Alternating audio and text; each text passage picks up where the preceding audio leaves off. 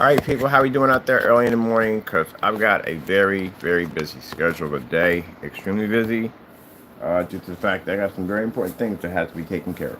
Because we've had some problems with people or a person who feels the need to break the law on every level you can possibly think of. And I have to make some very serious phone calls today and go out and do some legwork to pick up some documents. All right. First things first, my name's Kenneth Bird. My company is ILEG Technology Screens, which stands for Infusion Light Energy Screens. And if you've noticed, we've had someone today, if again, the person that we're actually doing all this, we have to go take care of this today about this individual, has duplicated our YouTube channel's name. Try to duplicate, he's missing the S. I did contact YouTube, the legal department. They are going to basically, his account's under investigation now.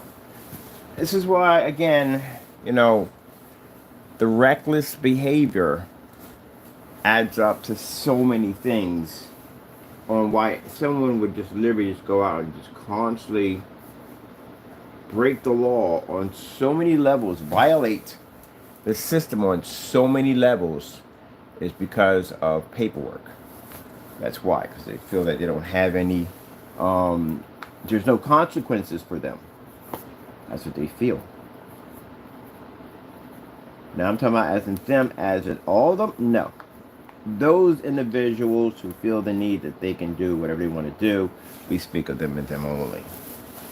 Well, look, here's the kicker. I'm going to run my company. I'm going to basically get my technology where it needs to be at.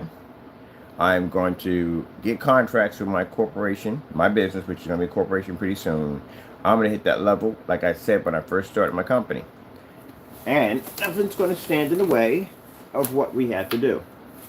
Because I know that there are individuals out there that are upset and angry and bitter about our products. They always have been and always will be. But the thing about it, when I say that all my technology, and I'm blessed, comes from my Lord and Savior Jesus Christ, He will seek you out, He will find you, and you will go through what you have to go through for touching our stuff. So with that being said, I have work to do, and I have agencies to contact on this matter, and it will be taken care of today, I guarantee you. The letter behind me is going out today, certified mail, signature, all that.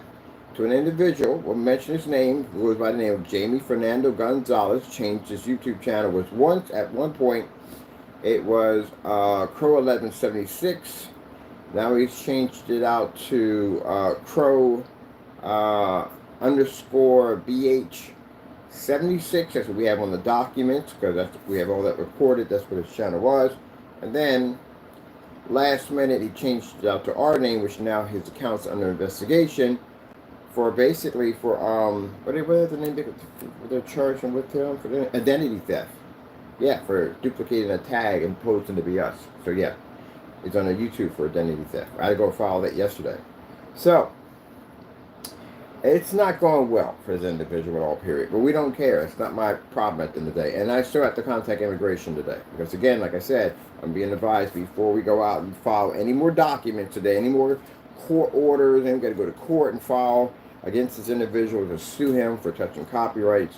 We're being advised to make sure 100% it is what it is, so that way we're not losing any money in the process, because I am not in business to lose money.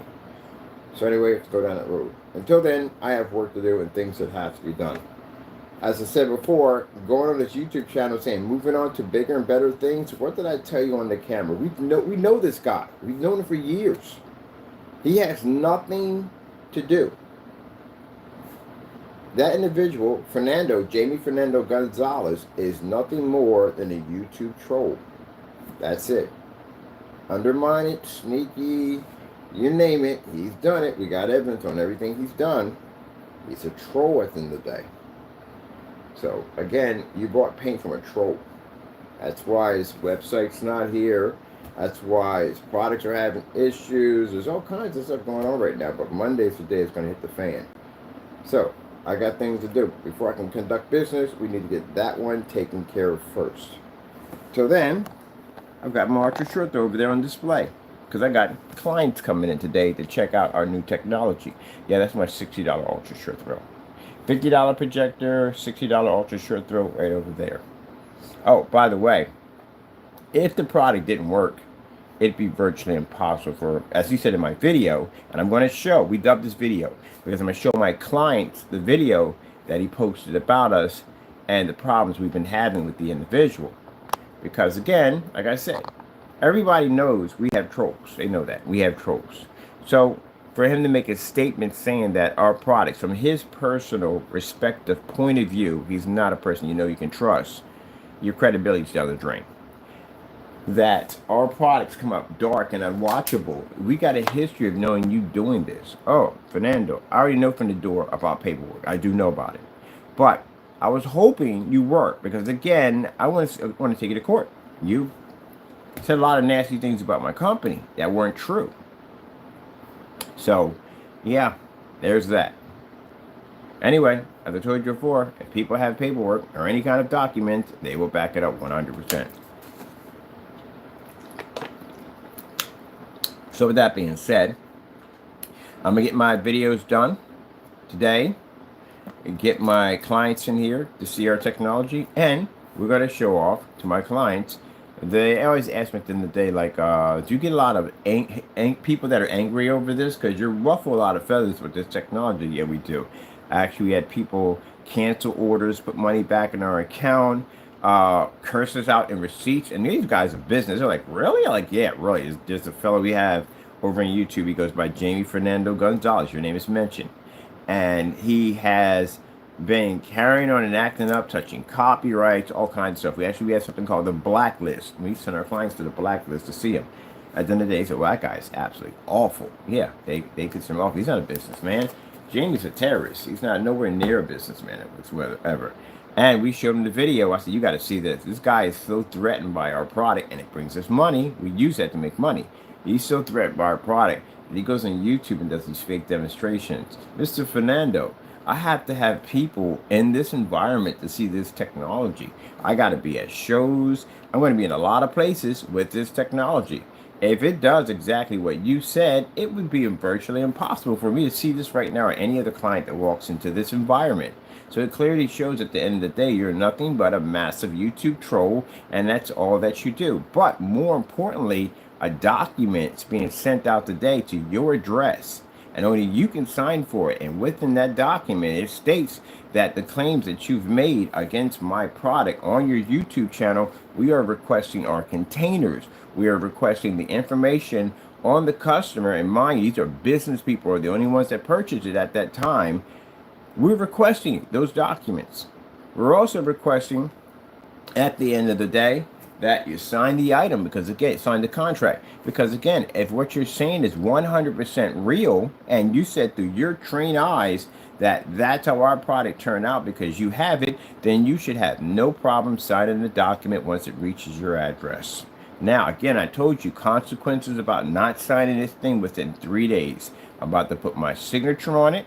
I'm going to go to the post office. I'm going to mail this out to you. You can send it to me through the email we posted over top with your signature showing that you back up that claim 100%. So all you got to do is just sign it. Now, if you think for a hot second, because you signed that document, your name's on it, that this means because you may not have documents and you could, no, I can get you kept. Your signature. I've talked to some people. So you don't get a get out of jail free card. So with that being said, it has a lot of consequences on that document. So once the document goes over and you sign it, or if you don't sign it within 3 days, which means tells me, and of course, we've been through this before, that's why we call you a troll. We did this with the black paint. Remember, certified letter went to him requesting black paint. We never received it. So, again, you don't back up your claims. You just do a lot of dumb stuff like you're doing right now. But anyway, you don't sign it. 3 days, we send a process server to that front door. And this is going to be a lawsuit. And this lawsuit's for $2 million. Plus, we're following additional fraud charges that we can show that clearly you went on YouTube, faked having our product, did a false review against our company and went in and continued to slander and commit defamation against my company, saying that our products didn't work and you're warning people not to buy them. And this will get you a 30-year prison sentence, because with the charges we already have on top of that, keep in mind, Fernando, when a judge goes in and says, hey, let me see if you have any pending charges, if you have anything that was filed against you. If it's clean, most people get probation or they're able to walk out of a courtroom. But if they find something, they will hold you. So, doesn't mean if you don't have documents that you'll be, no, you're going to be held forbidden for a while. So they get all that straightened out on what's going on, what happened, what you violated when you were over here, all kinds of stuff. So this is a long process. It could take a year or so to get all this sorted out, because it's a lot of stuff.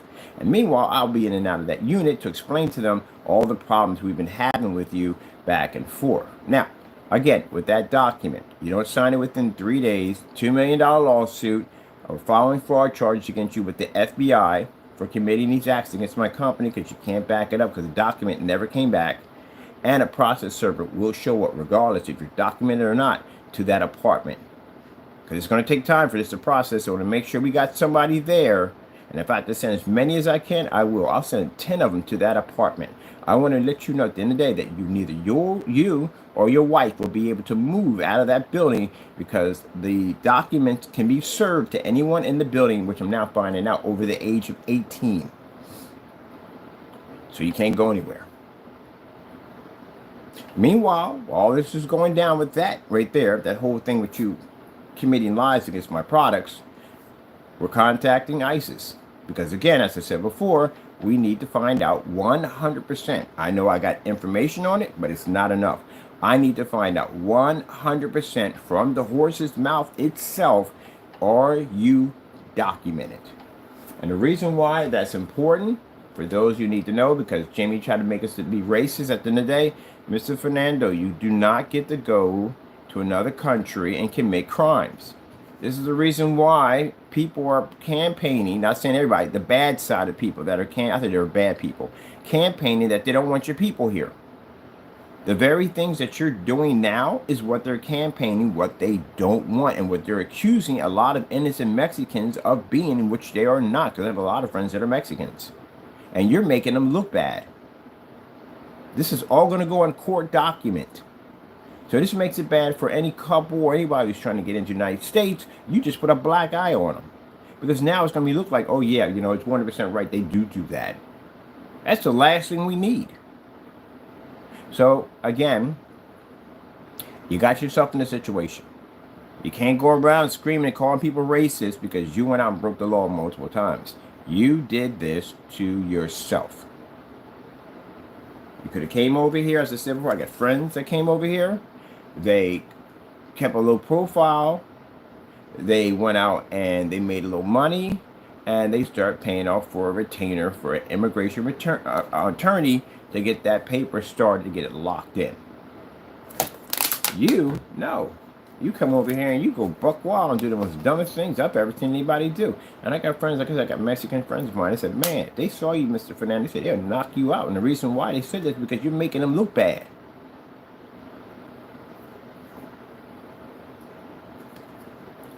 They're trying to get over here and get a piece of that American pie. You make it hard for them to do so. So just to let you know that when you're in that holding cell, there's a good possibility you might get your butt kicked in there. Especially when they find out how you got in there and what you did. Because that makes all of them look bad right now. So you may end up getting your butt kicked in the process. I'm sitting there in a holding cell and someone says, oh, you got here how? Like, I got here because basically they picked me up and they just got me. But you got here how? You mean to tell me you were here this long and you were doing all that ruckus carry? I mean, I'd have kicked your behind in there if you're going to make me look bad. I'm trying to convince them at the end of the day, like, no, we're not all like that at the end of the day. You can't, but you got people like that, I'm sorry, at the end of the day, that think that way, that think that they're all like that, and they're not all like that. You make that worse for them. You need to have your, but how we do it over here with the black race, we say that you got to have your black card revoked. You got to get your card revoked. You don't need to have it. So that's what's happening today, people. That's what's happening today. With all the work that I have to do and everything I have to do, I have to do it. A 49-year-old man carrying on like this. We got your birth information. We know you're posting it everywhere. Who else didn't pick it up on? Crow 1176. Yeah, you were born November 1976. Duh. Everybody picked up on that one. Props to me. If you calculate it by today, about 2025, you'd be 49 years old. And when we dug through your records and pulled them up, it came up. It showed where your apartment, because the LLC brought it all up. The LLC, how many people live in your building, their names, their addresses of your family members, all that came up. And LLC will dig that stuff up if you make it public domain. It's like a white page that's at the end of the day. That's what that thing is. So it'll dig up all kinds of stuff. And that's what he did. So we know a lot now. I know about the 317 Kern Street. I'm quite familiar with that because he used a family member's address to commit crimes. That's what he did. He was carrying on and acting up, and he was sending stuff to the house with all this weird stuff, letters and stuff, and it had that address on it. And that's how we thought that was his address. So the lawyer sent the paper out over to that address. Unfortunately, it probably didn't go to him. It probably went to a family member with his name on it, and I'm pretty sure they contacted him like, look, we're using my address without my permission. And that's what you did. And that can get you in a lot of trouble. Oh, wait a minute. Hold on for a minute. Using someone's address without their permission.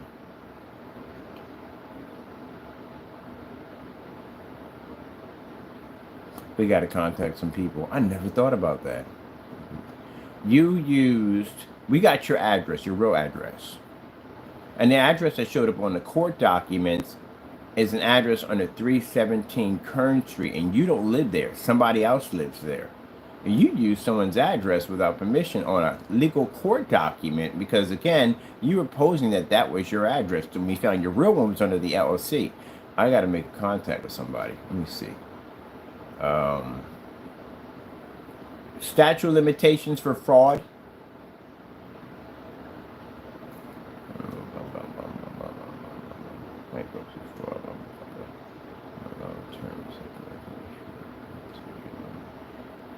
So they can run from anywhere, depending on the situation of the individual. They can run from 2 to 10 years. So we can get that 10 years easy. I can get a lawyer to argue that one. Now, like I said, for those who are saying, well, if he's not documented, what's the point? They're going to drop a ton of pending charges on top of him, so that way he can never return. That's what's going to be done. They're going to seal him. Can't come back. Ever. If he comes back, he'll be arrested right on the spot. He'll be thrown in jail. And then they'll send him back again. That'll happen. Now, if you're saying, oh, that's racist, no. It's the same thing if you go to any country. Go look it up. Do your research. Find out what the citizenship is required to actually be a citizen in Japan, any country. Look it up. Do what's required. You can't just walk over there and go, I want to live over there. No, you can't. You got to go through citizenship. Their citizenship at the end of the day, which means they have their own form of requirements that's needed in order to be able to obtain. That's why you get a passport and all that stuff. If you didn't need a passport, you just fly over there and just go. You need a passport to go over there. So again, there's something you have to go through in order to become a citizen over there. Same process over here. And if you go over there and commit crimes, what happens? You are locked up, and depending on the situation, they could keep you, put you in for hard labor. And that's what happened to a lot of TikTokers who decided that they were going to go over to certain countries and carry on and be absolute idiots and just do dumb stuff and document it and figure there was going to be no, they can't touch them because they're not from there. The worst thing can happen to them that they can get deportation. But no, it doesn't have to go down like that. Remember, you're in a different country. You're not a United States. Their laws are completely different. They could have something completely different where they can just keep you. And they could say, well, look, you're going to have to do, before we can release him, he has to go by our system, and we have to give him 10 years of hard labor. You can go through that process, as he can go through the process over here too also. They could throw him in jail and then later on deport him. So again, like I said, it's a number of ways it can go wrong, especially in other countries. You know, and that's the problem.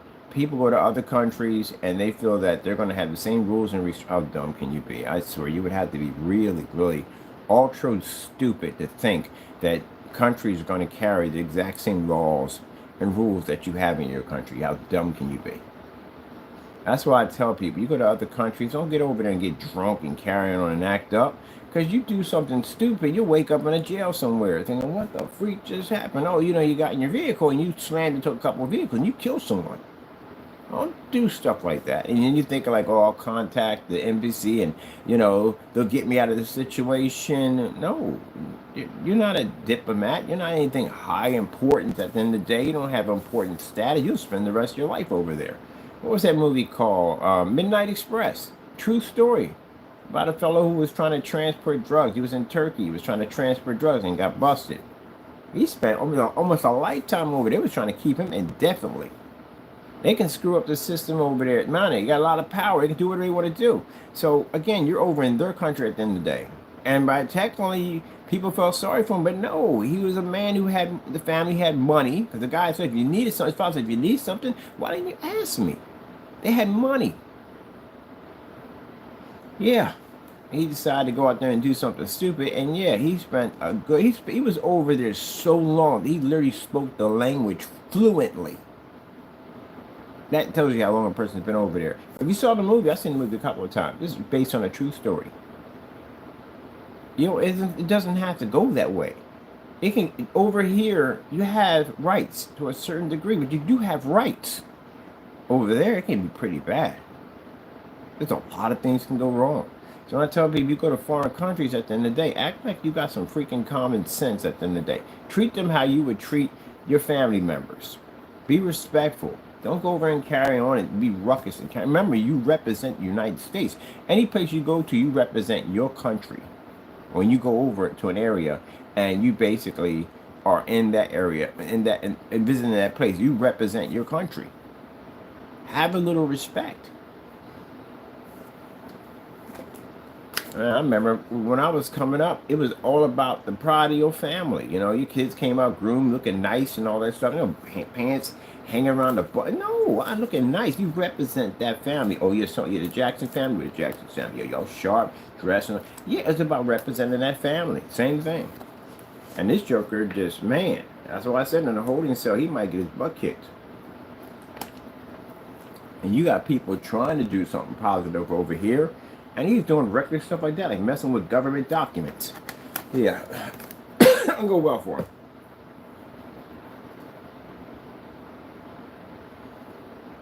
And you think at the end of the day, can't nobody find out what you in? Everybody knows what you're in for.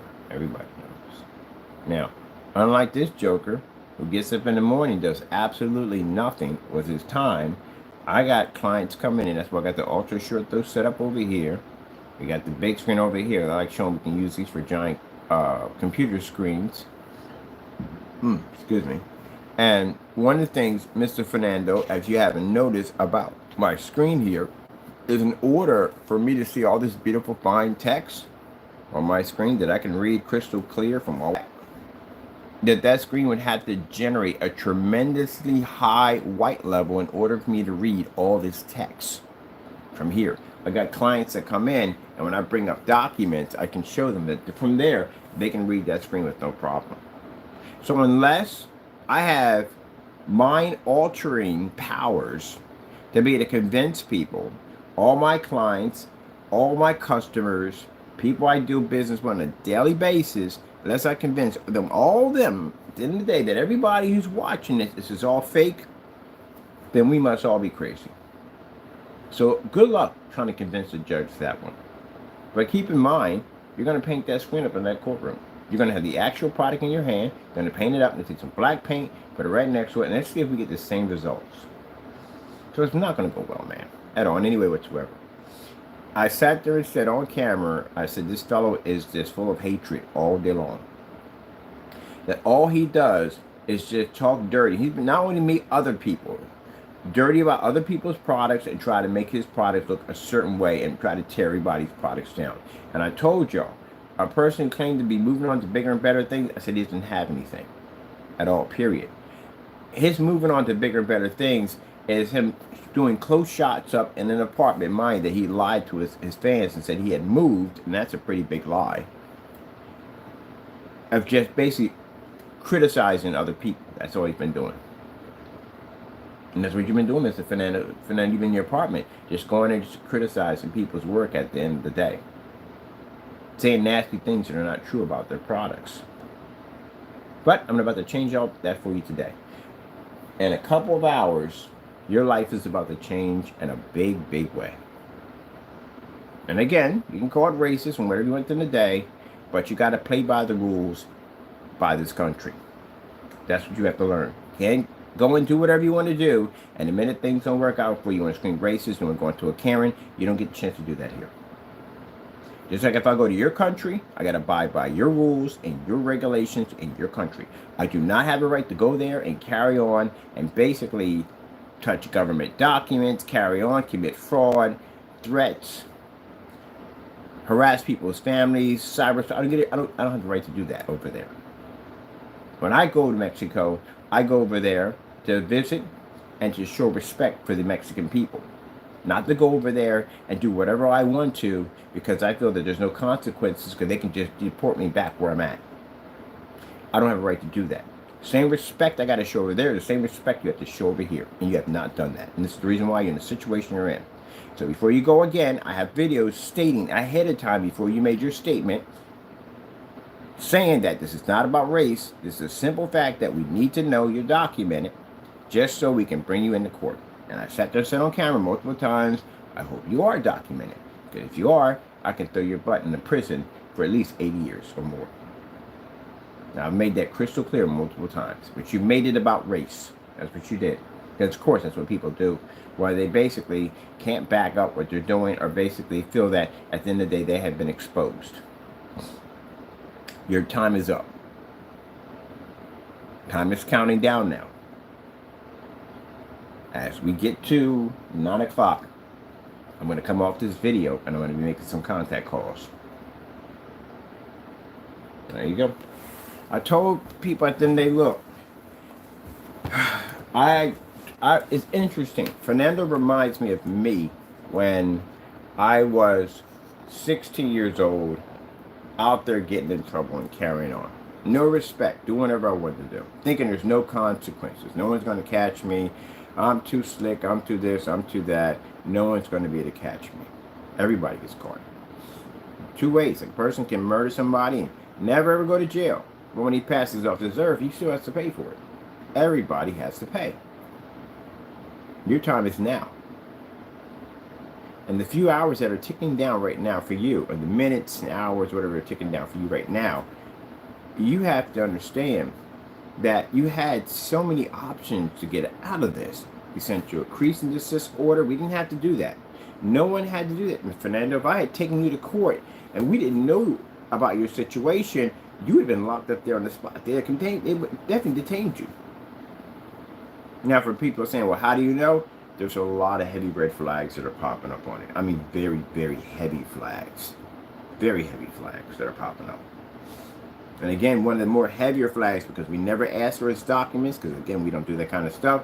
But if we put it out there that we may have to go to this facility to basically make sure you're documented so we can basically bring you in for court, because you have broke the law and everybody knows my documents are real. Anybody can look up my paperwork and see it's real. Can't get around a government document, it's real. So we all know how copyrights work. You touch a copyright and it's evidence, you can go to court, you be sued. That's it. We all know how it works. You're the only one who doesn't know how it works. So, knowing that people have looked at my documents and found they were real, and they've seen the pictures of you, and even in the live stream, we did stuff in live stream of you touching my copyrights and doing what everybody knows you broke the law. So, again, in order for us to make sure, because you're very expensive courts, the federal courts are very expensive, to do this, we need to figure out whether or not you're documented. And the lawyer brought it to my attention. He said, did you figure out whether or not? Because if he's not, he can walk out of this whole situation. You lose a lot of money in the process. You need to find out. That's the reason why we have to contact ISIS, because they're the only people that we know, the only agency we know that can have the jurisdiction to go in and check for that. We have to go through them. We're pointed in their direction. That's why we're going there. We thought maybe the police can do it. They can't do it. Maybe the FBI can do it, but the FBI has a bit of a crazy waiting list. And we need to get you in court, because every day you go on your YouTube channel, you slander my company. You do nasty stuff like duplicating my company's name, all kinds of stuff. You do dirty stuff. And not only that, you attack my family. You attack my friends. You constantly do this all the time. And then you brought other people on board to entertain your same shenanigans. Oh, by the way, those individuals, yeah, whatever heat he gets, you're going to get too. It's not going to go well for you. By the way, you know that, right? But anyway, so with all that being said, what else is anybody else going to do?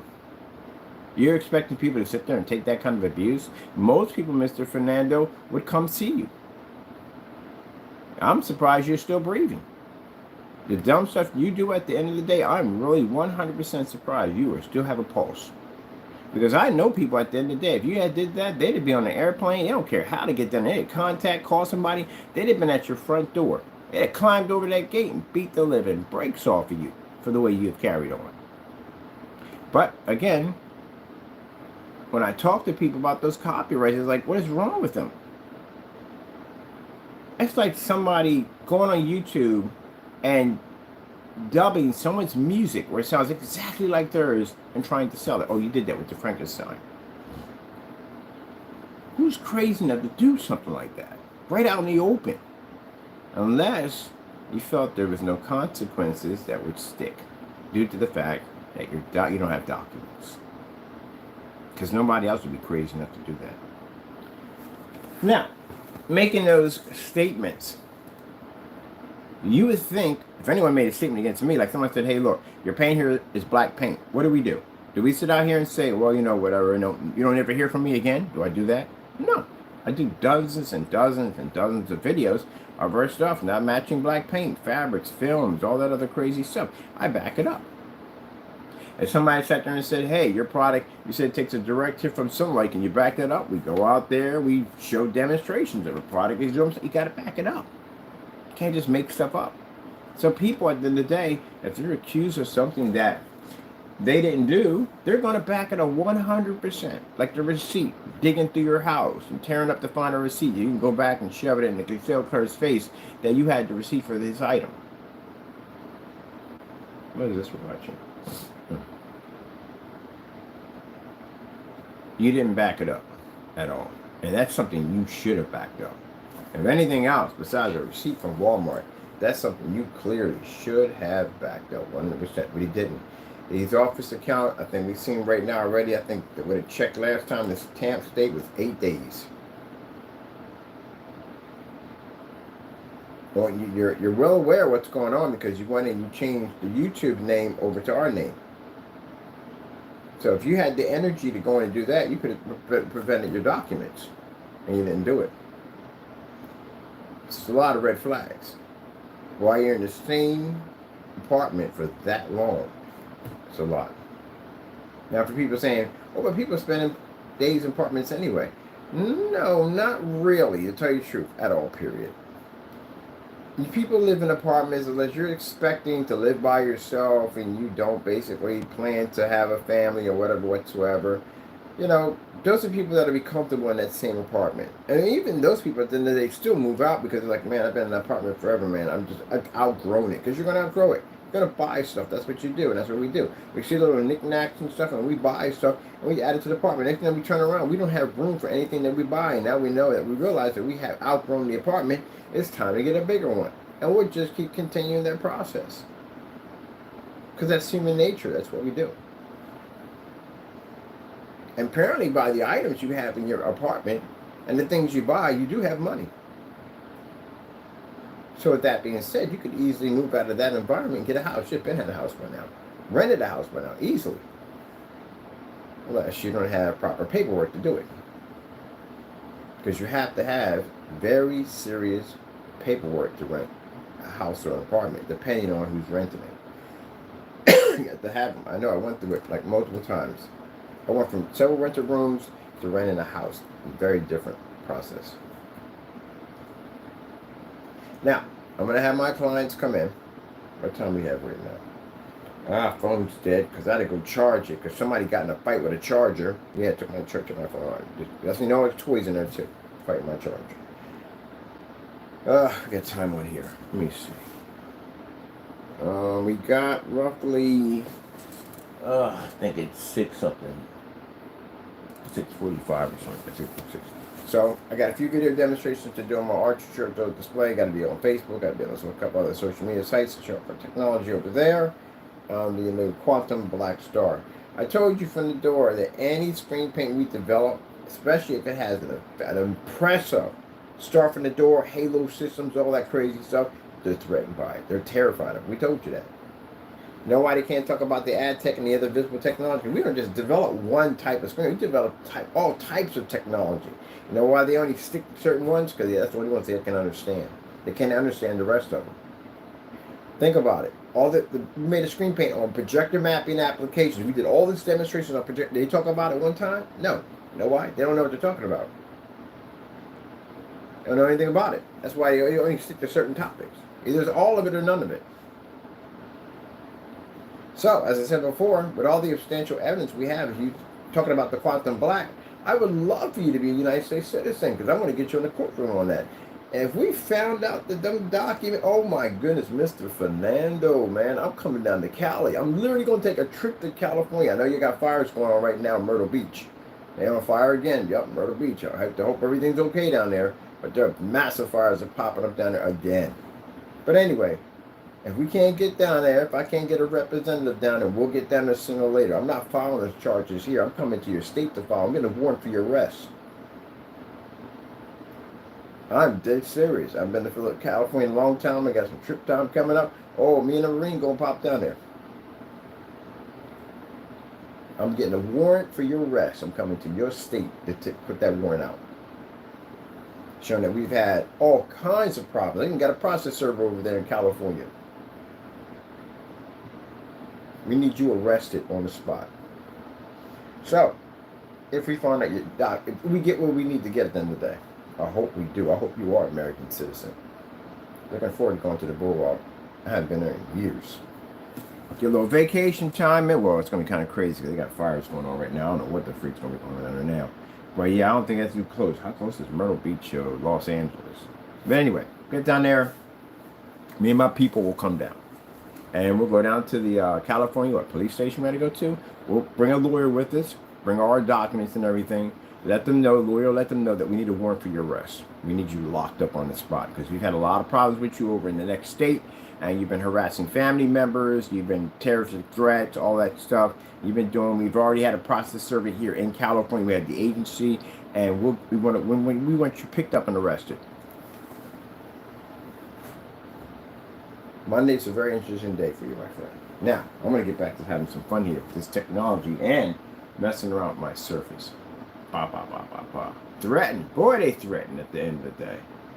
My buddy was looking at that video and laughing his head off because he said, wait. This guy right here? I said, yeah. He said, man, does he know that we come? Yeah, I got people coming here, Fernando. This isn't my home front. This is our business at the end of the day. That's like me having a storefront and having the screen on display and other people sitting around looking at it. It's dumb. We'll be on YouTube. Oh, it don't work. It comes out looking like that. You're about to get a knock at your door. That shows you how jealous this joker is.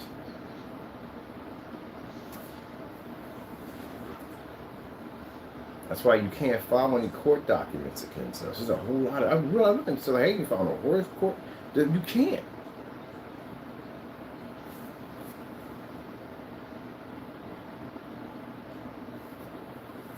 I'm sitting there walking like, that would explain why he's been in the same unit for that long. He raised a family in that place. A big one, too. It gives a good-sized family. Yeah. That adds up. I get idiots at the end of the day with comment have no... You live in a house, you live in an apartment, you still say dumb stuff out of your mouth by saying, oh, you know what you're talking about. I know what I'm talking about. I moved multiple times. I've had apartments, I've had houses, I've all this. I've rented rooms, I've rented a lot of stuff out. So I know this stuff. Single man moves into an apartment. It's small. He doesn't have a lot of stuff because usually most people come in, they don't start with a lot of stuff. It's the bare basics of what they will have. And then eventually, you know, as their jobs start to pick up and promotions start to pick up, they buy more and more stuff. That's what you do when you get more money. You buy more stuff. And you realize that, you know, you're putting stuff here and you're filling out this apartment quite nicely. But after a while, you start to realize you've been here for so long, you don't have any room for jack. Like, man, I ain't got any room in there. I got a storage unit because now you're paying for a storage unit and you're paying for rent for an apartment. What pops up in your head? I just get a bigger apartment. I'm making more money now. I get a bigger apartment. I get rid of the storage unit, save me some money, and that's what I'll do, because that's the same thing I did when I got a house. I got a bigger house. Got rid of the storage unit. Don't need it anymore. I got a bigger house. I rent it. And then you get in there and you start the process all over again, because now you got more room. And if you get a promotion, you get more money now, you're buying bigger and better stuff to put into that spot.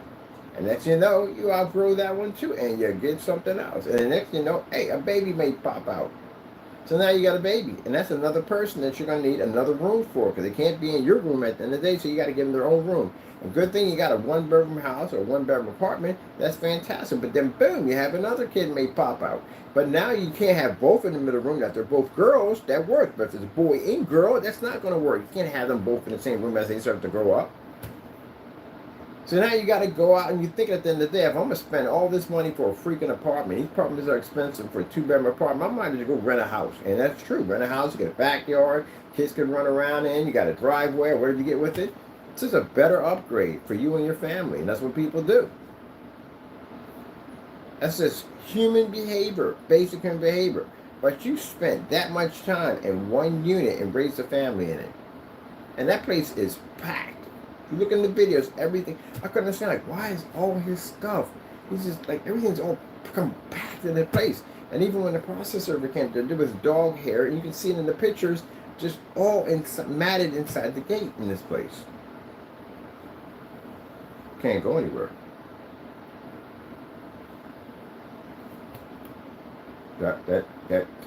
Actually, that pretty much explains a lot. I mean, a whole lot. Tell me if I'm wrong. Tell me if I'm wrong about that. Anybody watching this video sit there and agree with me 100%. No one stays in the same spot. Unless you're single, you don't buy much at the end of the day. You really don't buy jack at all. You can stay in the same spot forever. You don't really buy anything. You're not going to outgrow something that you don't buy stuff for. So, yeah, you're going to outgrow it. You outgrow your garage, everything. Everything you outgrow. Every time you turn around, you buy something like, oh, look at this. I'll put that in there. I'll buy this. Look at this. And you go to move, the first thing you say is, why the freak did I buy all this stuff to begin with? Apparently, I don't even use this. I don't use that. So and so. We go through the whole process of cleaning everything out or evaluating. Especially when you move, you realize that you got more stuff that you start with than you actually started with. Because that's human behavior. We just buy random stuff. That's what we do. And the more money you make, the more you will spend. So the fact that as kids grow up in that same spot. I've had 4 houses and you've still been in the same spot. I've had 4 houses and an apartment and you've been in the same spot. I had 4 houses, apartment, lived in a garage, and you're still in that same spot. I had 4 houses, because this is when I met them, I had my houses. 4 houses, an apartment, and a garage, and got a home front, which I got a nice little spot on the side that I can live in without being in the garage, because the whole thing with zoning and all, so I couldn't be there. And here we go. 4 houses, an apartment, a garage, the home front at the end of the day. And now I'm just renting out an office for work. Because I learned a valuable lesson that you can't basically use your house to show off demonstrations because you got weirdos on YouTube, which I should have realized that, but I knew this guy was weird at the end of the day. I didn't think he was that weird. You know, when you stalk people like that, and Mr. Fernando, you hurt yourself at the end of the day. You hurt your business big time because, again, we got videos of you posting people's addresses on your website because you were upset. Can't do that. Nobody will touch you with a credit card or nothing whatsoever because you're potentially are known for putting people's information out there by posting them directly on your company's website. Not good either at all, period. And you know, actually, that's also a charge too. I got to look into today. But anyway, yeah, it don't add up. A lot of things just weren't adding up. Different things weren't adding up. Am driving around?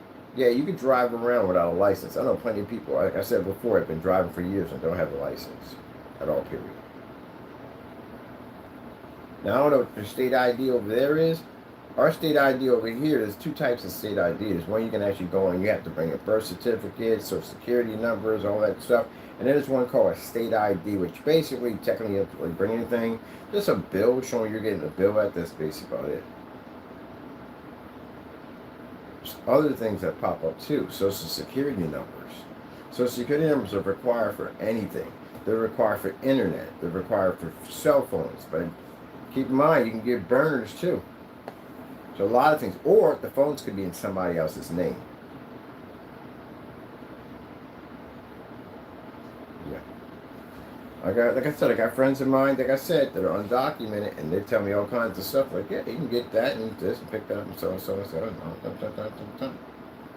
And is their intentions at the end of the day to, no, they've got lawyers. All of them got lawyers because they've been working on their paperwork since they've been here. It's a long, intricate process. I got them here in the building. I ask them questions all the time about this, that, and the other. How long does the process take? Like, how long to go through? They have to go through a very interesting process. It's this orange man made it hard for everybody else. That's pretty much what he did. If he had left it the freak alone, they would have been able to come in and get that paperwork done. It makes it hard for everybody else. But you, Fernando, make it hard for your own people. So before you go on and start screaming racist at the end of the day, you hurt your own people with that nonsense. So I'm telling you from the door, whatever happens today, and they put you in one of those units, and word gets out that how you got in there, you're going to get your butt kicked.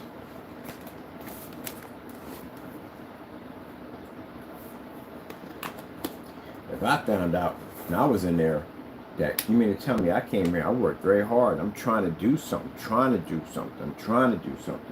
and you did that nonsense, you make me look bad. I'm gonna look you behind in that cell. You're gonna get jumped. You don't like that kind of nonsense.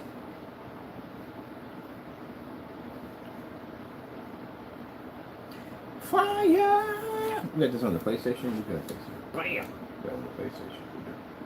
I gotta get a new lamp for my projector here. One on the far one, ultra short one, needs a lamp.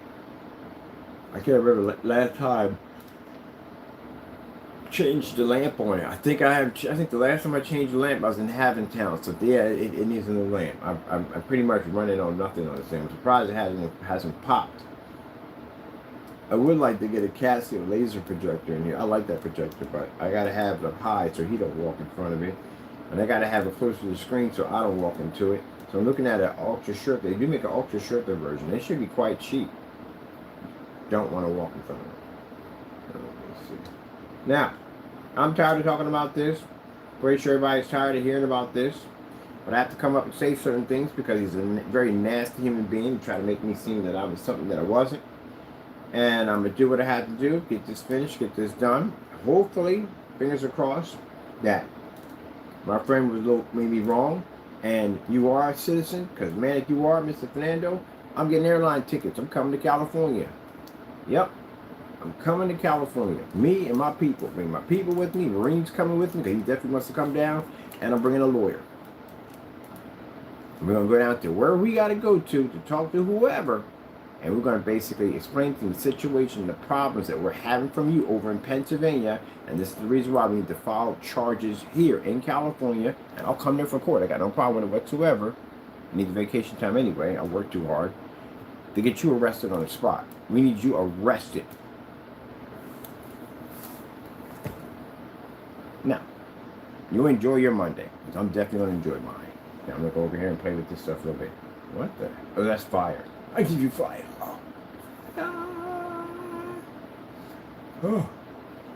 So work hard. Making a good product. I work hard. I put a lot of hours into my work, my demonstration. Oh, you fell asleep on camera. Of course I fell asleep on camera. I'm freaking tired. I do a lot of freaking work. I'm up every single day at 6 o'clock in the morning. I work from 6 o'clock in the morning from all the stuff that had to do, leg work, running here, running there, getting this done, contacts, trying to get this set up and everything. Got to test products and make sure you're going to work here and there. It's a lot of work. How much work you do at the end of the day? Nothing. You just get up. If you got time to troll people and do the dumb stuff you do on a day, you definitely got too much time on your hands.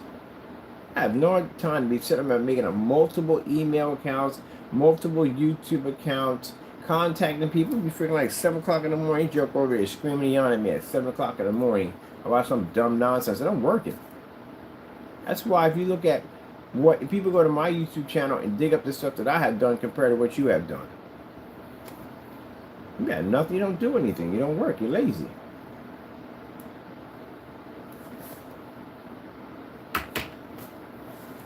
I work more hours than you.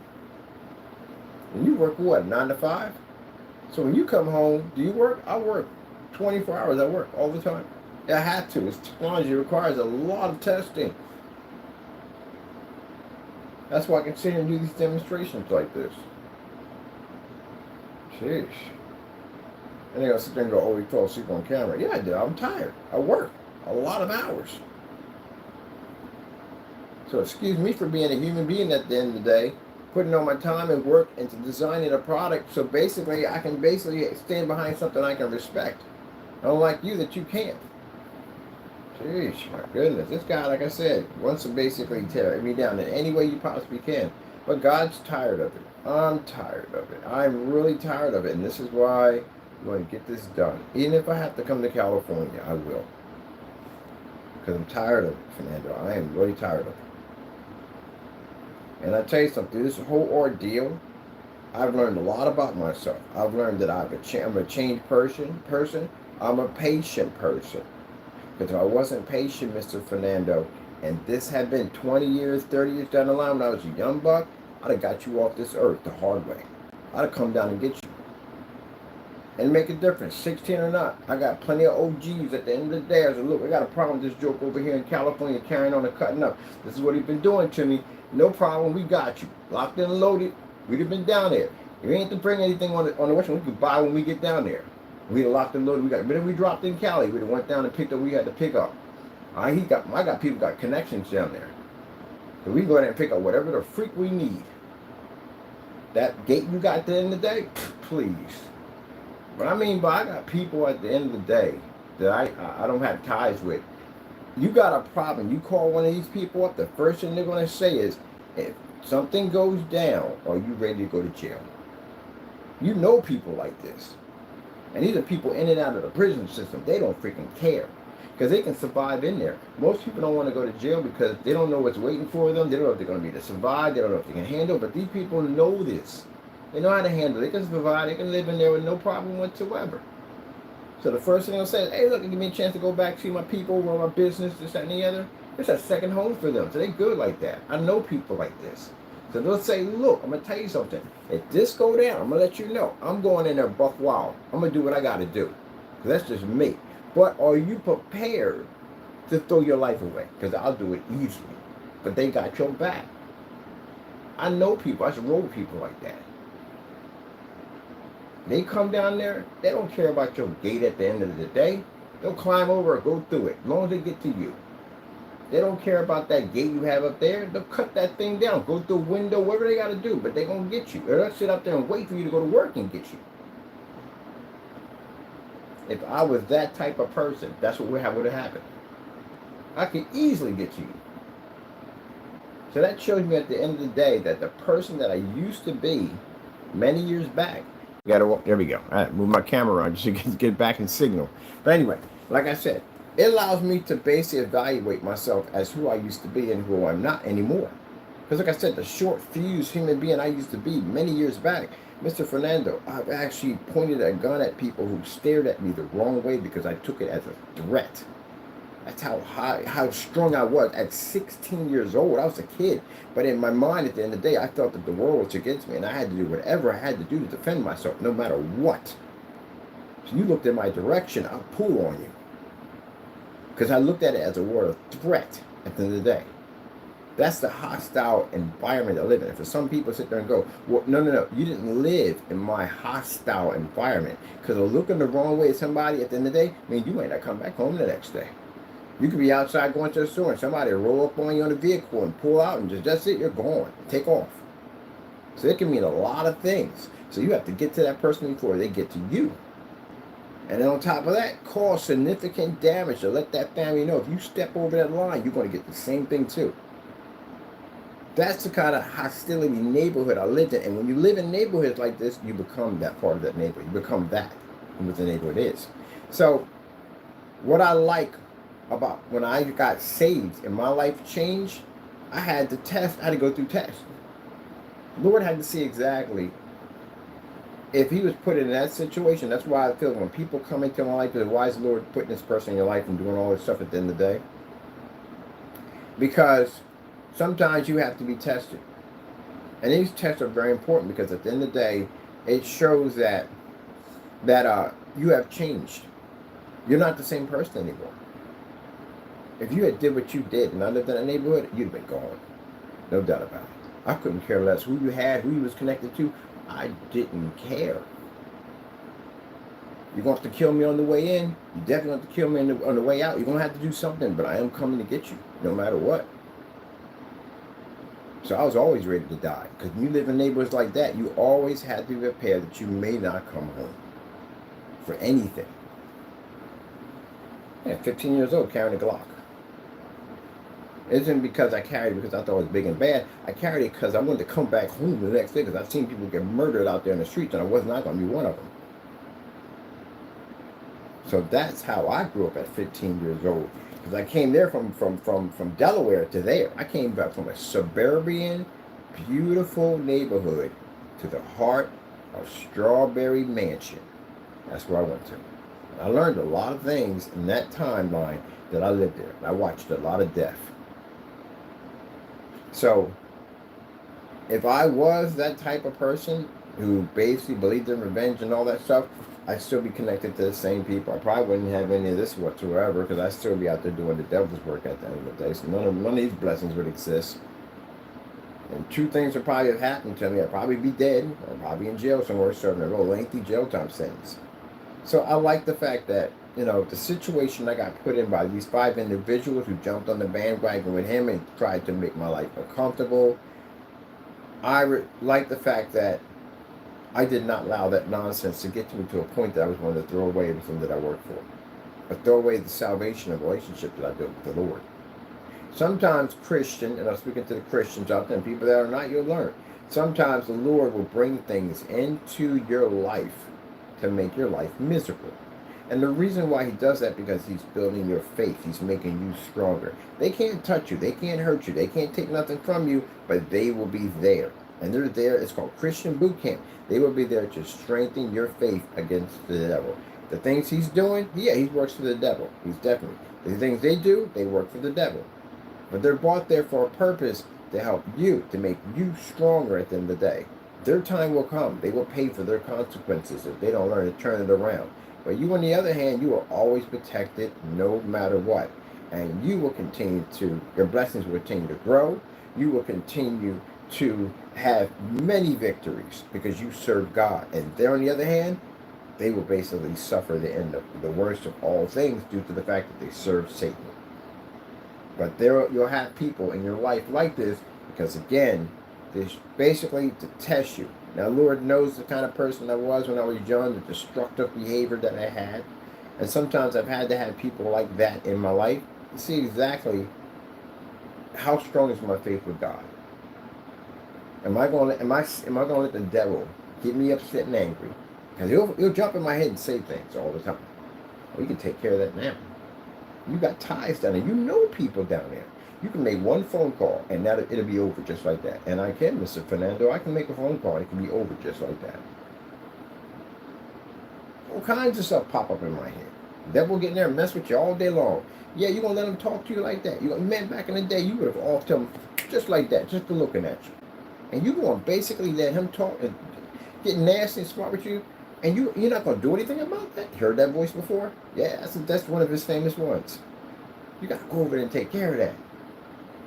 You got to go take care of that. And then the minute you go take care of it, something happens, and he's in your head talking, oh, man, boy, you better, I don't know what you're going to do. I think you need to run. You're going to have to run, man, because you're not going to, yeah, that's him messing with you again. There you go. I've heard that voice before many, many times. But this time around, I'm not the same person anymore. I changed. I got baptized. I became a man of God. I give it to God now. When I was out in the streets, I never gave anything to God. I gave it to the devil. That's why I got in the trouble that I did. That's why you remind me of me when I was 16. You're the exact same person I was when I was 16 years old. The same thing. Yep. The same thing. I think I want snowing this time. Now when the change up has some fun. Snow. Hey, he's the same person I was when I was 16. Except for you're 49 years old. Let me see. 4K Snow Cottage? Ah, yeah. Bam. Let me see. I want the nice burning fireplace next to my cottage. There we go. Got a nice little burning place, the cottage next to it. So again, Fernando, does it make me upset that you do this stuff? No, it doesn't. Because this is what you do. It's jealousy. That's why you do it.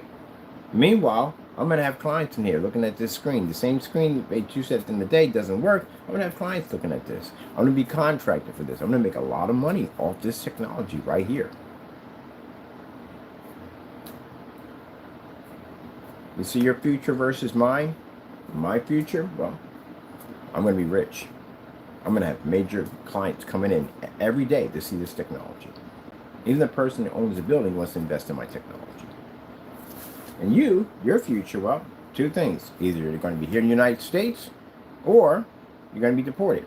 And if you're going to be here in the United States, you're going to be in jail. You're never getting out. You'll spend the remaining of your time on this earth, which you have left, in a prison. Because you know how copyrights work. His, did I say loop this? Yeah, just loop it. His acts and copyrights are literally so bad. The jail time he's going to receive is so high, is that we're not even thinking about the cyber stalking, terrorist threats. We're not even thinking about that. That alone is going to give him a lot of time. He's 49 years old. He gets 10 years. That can hurt him. A person, you're lucky if you pass. As a man, especially man, we die a lot sooner than the woman, and at an earlier age too. So when we reach that 50 years old, you know, any given time in there, you die. People die at 54, 56, 57, 58. Now that little glitch area in there, yeah, you definitely, a lot can go crazy in that area right there. We don't live that long. We're lucky if we make it to 70. Really lucky. So when you're young and you go out there and you get in trouble and carry on, at least if you get some time, you got something left over to get out and do something with. Because that's one of the things I thought about when I was when I was locked up. I was like, man, I hope I get out to enjoy some of this life out here. I don't want to spend it all in here. That's what it feels like in there. Something you don't want to be in there. You want to be out doing other things, which you should have been doing, or you wouldn't have been in there. But you know, it is what it is. So at least I got out in my late 20s. That gave me a chance to do something with my life. But when you're talking about when you're in your 40s and 50s and you're getting in that kind of trouble, which you should know better, any time they give you is time you can't afford to lose. Every day from that timeline of 40 to 50 is extremely precious. And the closer you get to that age of reaching that 50 and 60 years old, it gets more and more precious. Every day, it's more and more precious. So to spend the remaining of the time you have left on this earth in that situation is horrible. That's one of the things that's to get all the time. You should did it when you was young. Yep.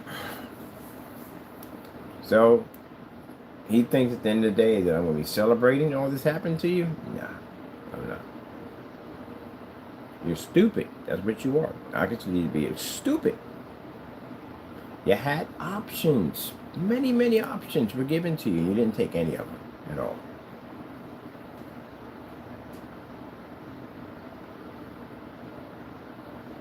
Man. I asked the people, so why do you talk about it? Because, man, it reminds me of myself. He's doing exactly what I did when I was 16 years old. Exact same thing. So the difference was, you know, citizen, but still had to do time for it. Didn't make a difference. We find out you're a citizen, you'll do time. A lot of it. A lot more than, oh man, I just thought about that too. We're not supposed to do a 40 to 80 year prison term. He may get 80 years for this. He could get 50 years for this, for those copyrights. Which is weird when you think about it. He literally might get slammed with the same amount of time that I was supposed to get, but he's literally going to do that time. So it kind of brings back a lot of old memories. That's what it does. That's why I talk about it. It brings back old memories I haven't even thought about in years, because I moved on with my life. And watching somebody taking the same path is interesting.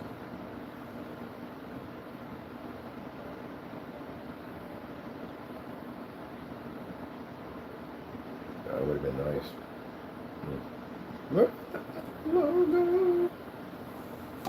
I need to get a. Well, we'll do it for the other one. I get a portable visible screen so I can take that on the site.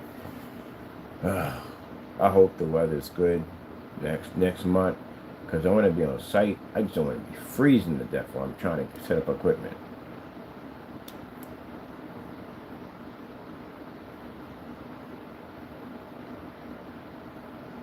What kind of way do I know what he's going through? Oh, I know what he's feeling like. I do. The nervousness, the fear. He's angry, he's upset, he's bitter, he's mad.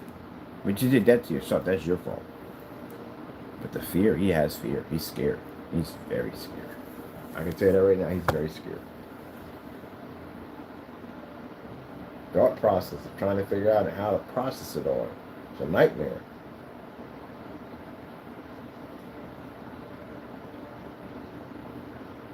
Knowing that if you go over, you may never come back. You'll never see your family again. That's the end of it. Two ways, Fernando. If you get locked up, you find out you're a citizen, you go to federal court. You're never coming home. You're going to spend the remainder of your time in that prison. And most people don't want to come visit you in the prison, because you can't just walk up in the prison and go, hey, what's up? How you doing? No, you got to go through a search. You got to go up in your bun and your cavity and all. You got to go all up in there, because you got to make sure you ain't transporting anything in there, because people do that. Guards do that. Guards, you have guards getting busted, putting stuff up their bun, and walking into it and bringing in illegal substance and all that stuff to inmates. So all the more they're gonna search you. They're gonna, and it's uncomfortable. You got to visit somebody, and somebody got to check all in your mouth, and they got to put their fingers in your bun to make sure you ain't got nothing up in there. That's kind of, yeah. So they know what they're gonna have to go through. That's why some people said, don't bother, come visit me. You know what I mean? Just call me. That's basically about it. But don't come visit me. Some people don't want you to see them that way, because you change. It changes you. Everything changes around you. It changes everything. You just look depressed. You look sad. Depressed. It changes you. So some people just say, don't ever come see me. Just call me or write to me. That's all I need. So yeah, it does remind me that last day. I remember my last day. I remember my last day of freedom. I remember that. When they let me go home. That was my last day of freedom. I knew it was bad, because when they let you go home, when you're facing serious charges, I mean, real crazy serious charges, when they let you go home, I knew it was bad. I was like, oh shoot, they're gonna let me go home. And they must be never gonna let me go. I know they're never gonna let me go. They're gonna hit me with that 40 to 80. Yep. And they said, Mr. Bird, you're gonna go home today. Remember, you want a one day pass. Remember, come back. Because if you don't, we'll hunt you down. That's literally what the guy said to me before I got out of the truck. He said, yo. I turned around and said, remember, come back. If you don't, we will hunt you down. Yeah.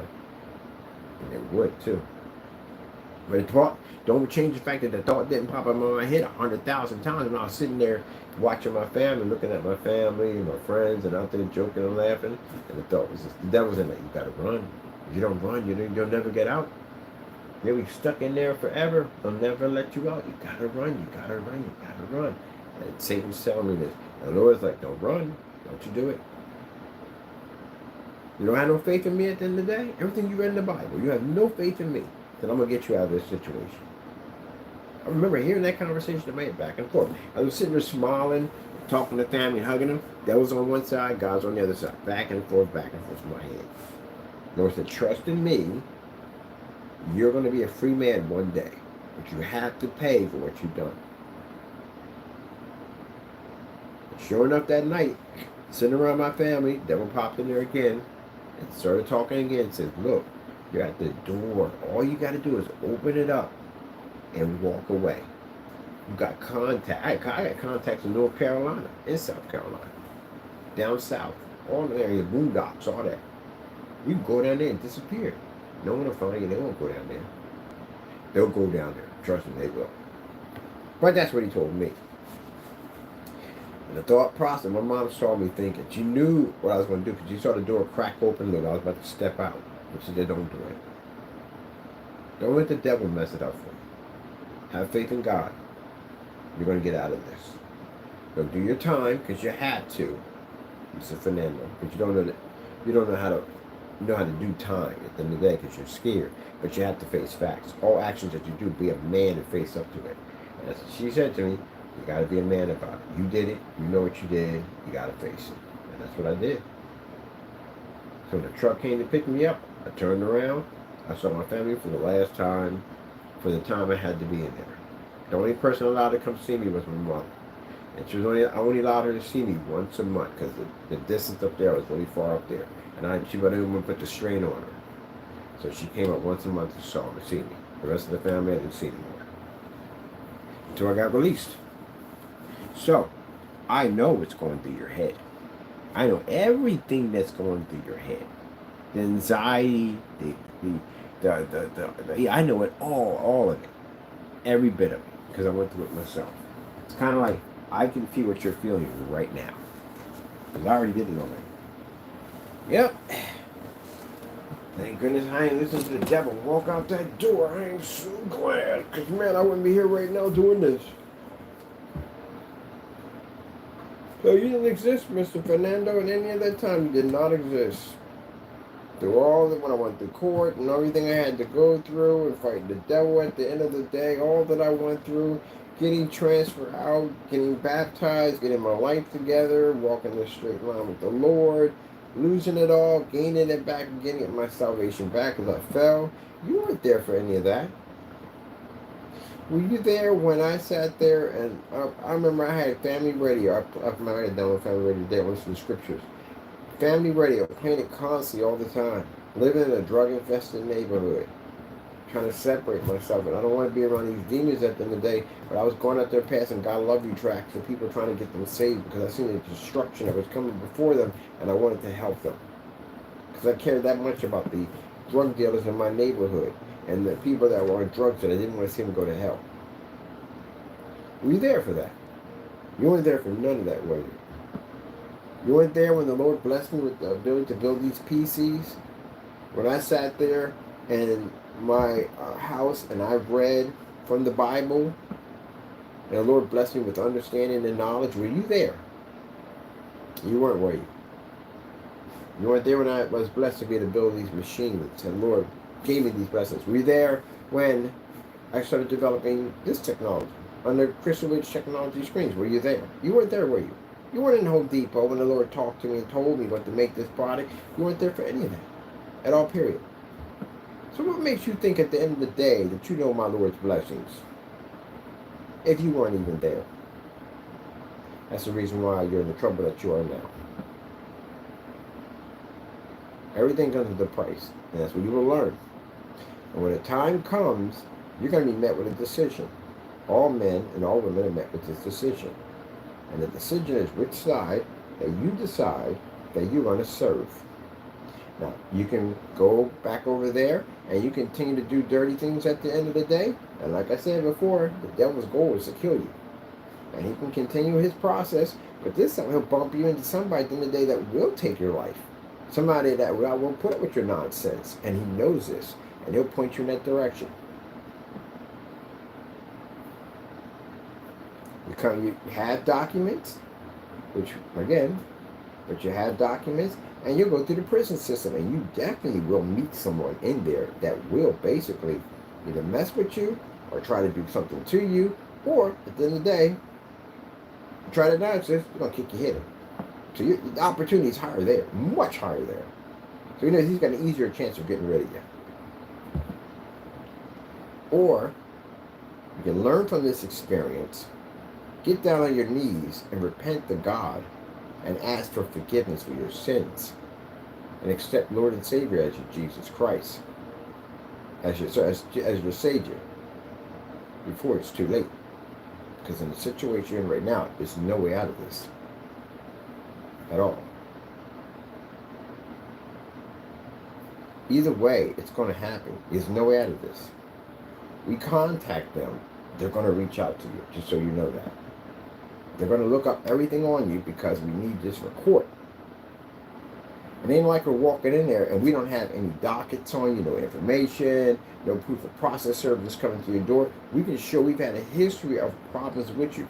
We have police records on you. We literally had to go file police charges on him. There's 23 of the counts in those police charges, and each one of them shows scanned documents of the evidence of the stuff you were causing.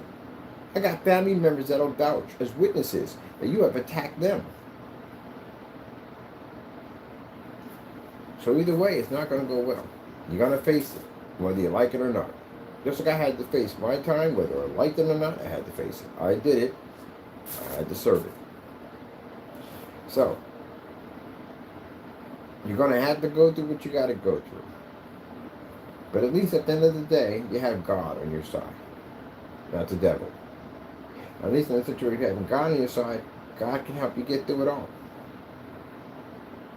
The devil, if you take his side, you want to be arrogant, you want to be nasty, and you want to be full of hatred, because he's going to blame other people for this.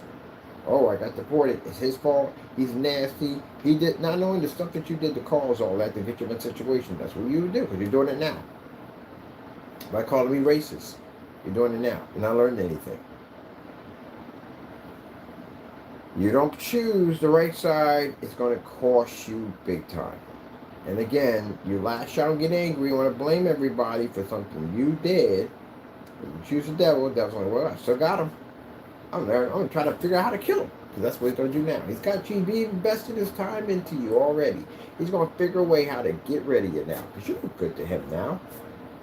He used you to try to taunt me again, another Christian. He tried to taunt me.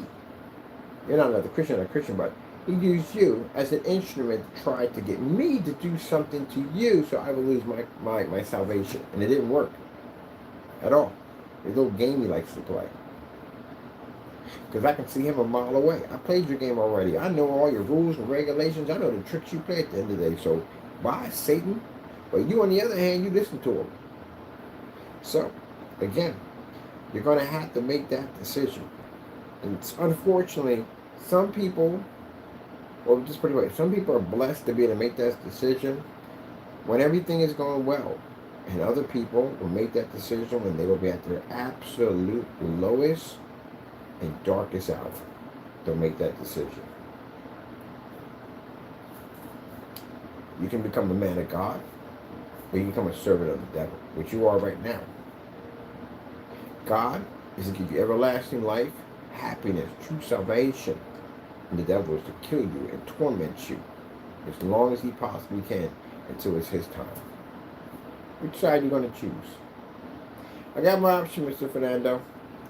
The day I sat there in that prison cell and my mother walked in with that Bible and gave it to me, my decision was made right there. I could have went in and I could have dumped that Bible in the toilet and flushed it and said, you know what, forget God at the end of the day. He was never here with me to begin with. I could have blamed him for everything that I did at the end of the day. He got me in this situation, God this and God that. No, I got my own stuff in this situation. I did dumb stuff. That demon popped into that guy and he started having a conversation with me, telling me that Bible won't save you. Nothing's going to save you. You're the same person who got me in this nonsense. You went out there and told me to do all this evil stuff, and as an idiot, I went out there and did all this evil stuff and tell me that you're unstoppable. No one's going to touch you. You can't do this. You can do all these things. The devil pump your head up. No one's going to catch you. Everybody should fear you. And then the minute you get into a situation where you're going to spend the rest of your life homeless in prison, you'll sit there and go, you know what? No hope for you. You might just hang yourself. But you're going to be in jail forever. And if you go in there, someone's going to kill you or murder. It's going to happen anyway. You might as well get over it now. That's the kind of stuff he does. Yes, and get rid of you. So you can basically, when you die, you pop him over there. He goes, hello, how you doing? Nice to meet you. Finally see you in person. You don't want to see that in person. So again, you ran out of water? Really? good. I'm drinking water. That's good. Man, it's drinking it that fast. I got a little bit of water. Ah, man. Yeah. His time is coming. He's going to get that decision. And I'm glad when that demon started speaking to me across that cell, that I turned my back to him and I held that Bible and started praying. I knew what he was. I knew it was. Telling me that that Bible can't help me now. Literally what he said. Never forget that as long as I live. That demon came into that guy's body and spoke to him. Yep. Beethoven came in, he got one back to talking. I'm like, oh my goodness. I just saw demon possession that fast. I asked the Lord, tell me, at the end of the day, the devil had his claws so far in you. And he was trying to warn me the entire time I did this to him. So far into you, he wants what belongs to him. He wants his investment. He almost got it. He almost got it. But Lord had other plans for me. So that's why I'm here doing this and praising God's name every day. And this is why the devil's sitting there mad and upset, because he didn't get his investment at the end of the day. And that's why he used you, Mr. Fernando, to try to get me to do something stupid so he can get his investment back. And he failed miserably, because he ain't getting jack. Not a thing. Nothing. So your time will come. And when your time does come, you better make your decision correctly.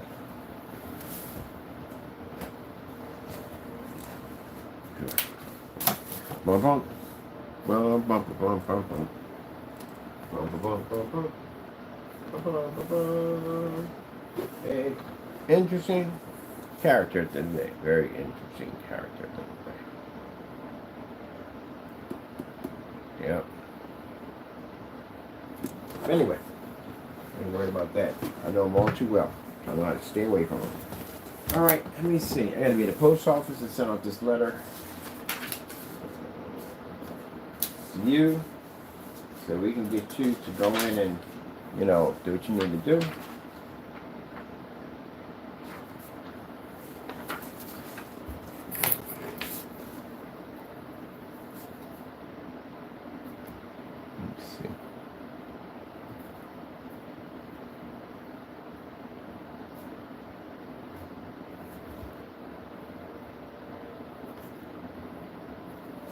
The date for the day.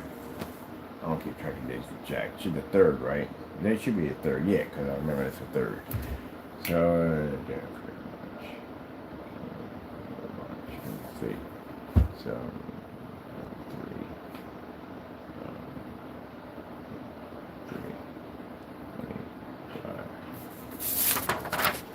3, it's signed. I'm gonna send it right over to you. I don't play around, Mr. Fernando. You should know that by now, right? Let's send a copy of this to, let's see. Let's send a copy of this to all the agencies, everybody that know about this document. I'm not one that plays games. You know this already, right? Didn't we do this already before, right? Very good. We've done this already.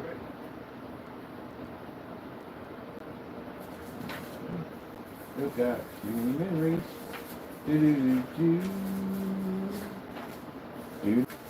Good job. If everything goes well, you have your documents, which would be great. We'll give this to the judge.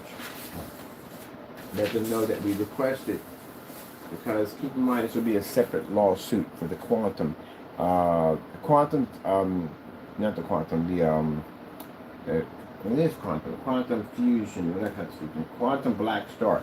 This is a separate lawsuit that I'll be filing against you if you're documented, which means I'm going to basically, we don't get you for the $500,000 because you can't sign the document. I'll get you for $2 million. It's in the agreement right here.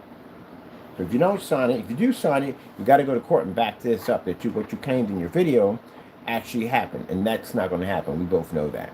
So that'll cost you $500,000. But if you do sign it, and that means we go to federal court, get those process servers to come to your front door, and you and your wife can't leave that apartment because, again, they can serve either one of you, and that'll be for $2 million. Plus, the kicker, we can clearly show that you committed fraud against my company with these false accusations that you put on your social media account.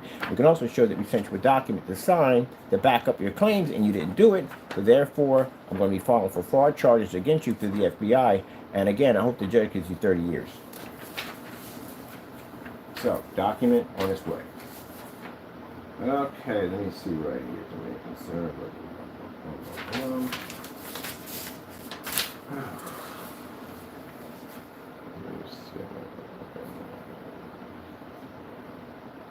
Press.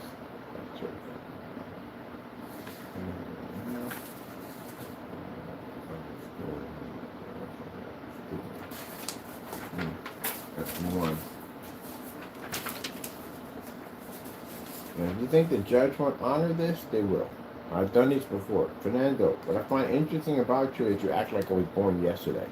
I've done these before. I found how to write this stuff out because I've done it. I've taken the people court on stuff like this. This is way better than a cease and desist order. On top of that, if you know what you're doing, you have to hire an attorney before it. Cease and desist order. This is different. If you claim that my product did exactly what it did in the video, right, you should have no problem signing this. That's it.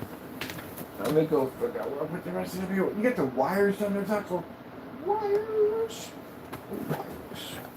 Wires and more wires. More wires and more wires. More wires. I'll put them more wires. Some of my wires. So I got a bunch of wires down there to work with. A lot of, and the floor I changed out the LEDs on the floor. I got them wrapped around. Oh, man. So you gotta go to because people can't mind their own business.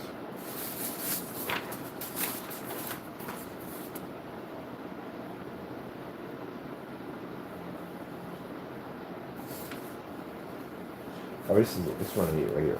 All right. So, signature right here.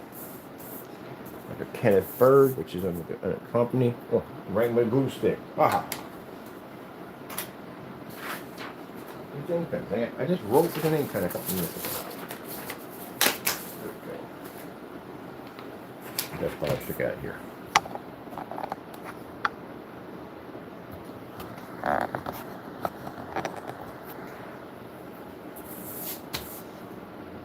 My initials will be here.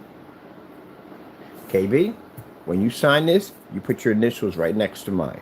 Doesn't make a difference. As long as they're here or there. You're going to sign it right there. That's when you put it. You're going to date it right there. And I'll see you in court.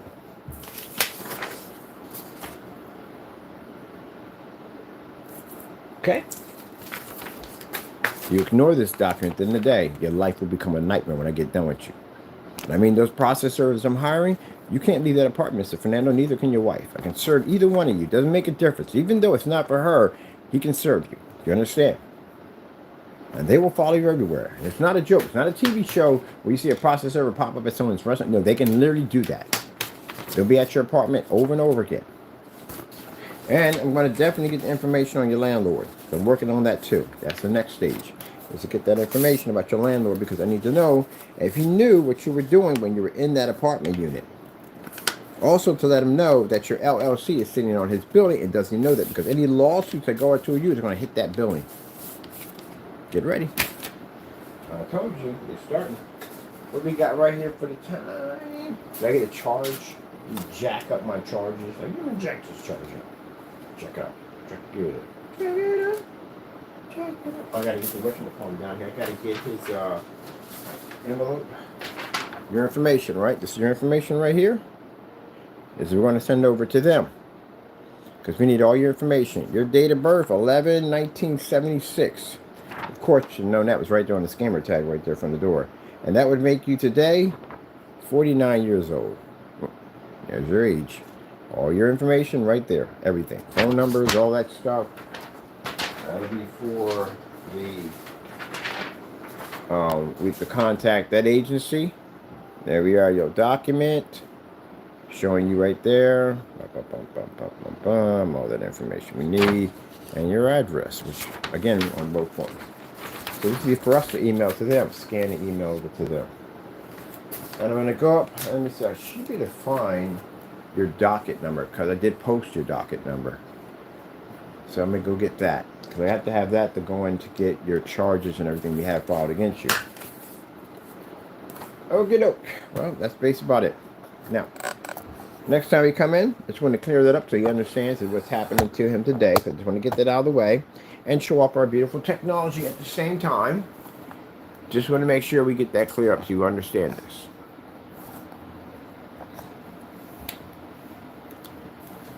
Do I feel sorry for you? No, I do not feel sorry for you. You knew better, 100%. You knew better 100% what you were doing. So I don't feel sorry for you. What you need to do is be a man and face what you did. That's what you do. Like I did. Be a man about it. Don't cry on YouTube. Don't blame other people for your stupidity at the end of the day. It's your problem. You did that. You would never once ever hear me say out of my mouth, oh, it's my fault that you had to do so and so and so, and this, that, and the other. I didn't have to do that. I could have walked away from that whole situation and went about my business, but I didn't do that.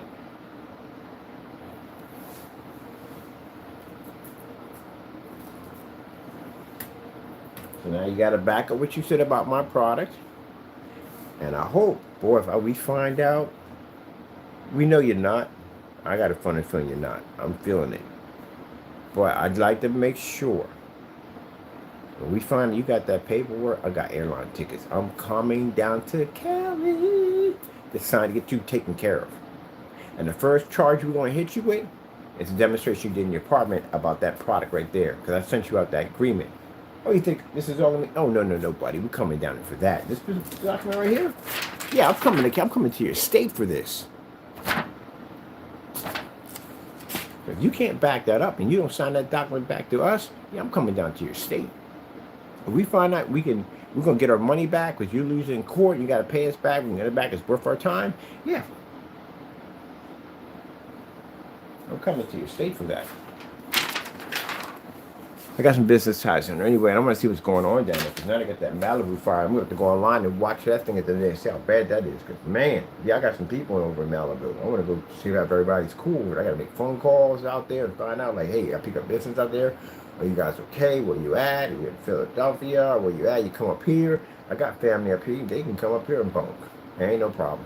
But still, I got to go check and see if everybody's okay. All right, people. I hope y'all enjoyed this interesting. And I know I got to finish working on my PC over and get that on my wall piece and get that finished. Right now, I need to concentrate on this. I do got people coming in. We got the ultra shifter projector set up. So you can see all this from the door. And they're good to go. See, Fernando, it's hard to convince people at the end of the day that my products are a scam when I have people in here looking at my technology every day. So, again, customers who have my product, sitting on the wall, they're outside and doing stuff that you can't do in your own demonstrations. See which kind of person you are. Everybody knows what you are. You're a troll. That's what you are. You get mad and jealous over other people's products, and that's what you do. You remind me of Spit. You remember Spit on Beach Street? He spit. He's actually spit. Not to spit. There was a guy who you saw Beach Street. You should have saw Beach Street. If you didn't see Beach Street, anyway, all these guys put up these beautiful tags, and there was a guy they called Spit. He would write spit. That's how I get the name. So he would write spit all over your tags. So you would do. He would destroy people's tags because he was mad because he couldn't do it himself. And that's why the guy did the train. Whatchamacallit? Ramon did the train. He just did the train. Got the train done. It was just beautiful. And sure enough, as soon as he left out of there, Spit was watching him the entire time and wrote Spit, damaged his tag. So they're up on the roof and they're waiting for this train to come by because it's going to be parking in the yard. That's where they're in the train yard, watching the train park in. And sure enough, when that train comes in, it's marked up. It got the word Spit all over it. And man, he was so upset over that. Like, man, you got to be kidding me, man. Every time I put up some beautiful work, at the end of the day, this dirty guy called Spit comes over, writes over our stuff and makes it look bad. The reason why he's mad because he can't do the same thing we do at the end of the day. So instead of him working hard to try to make better tags, he'd rather just dirty everybody else's stuff up. That's you, Crow. That's you. In a nutshell, you're Spit. And instead of making better product, you rather spit over everybody else's stuff. You spit. And I'm talking about spit like, I'm talking about that's the name of the guy in Beach Street. His name is Spit. Well, that's what he wrote. He got the name Spit because he wrote spit all over anybody's stuff because he was mad and jealous. That's you. That is you.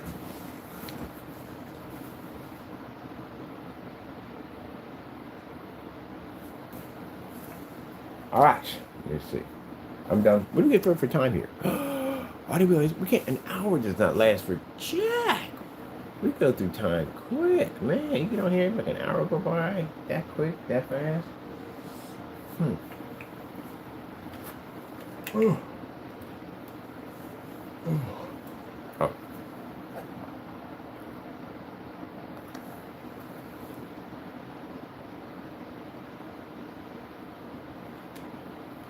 Man, you don't learn. He pays the double thing quite a lot. He pays a lot.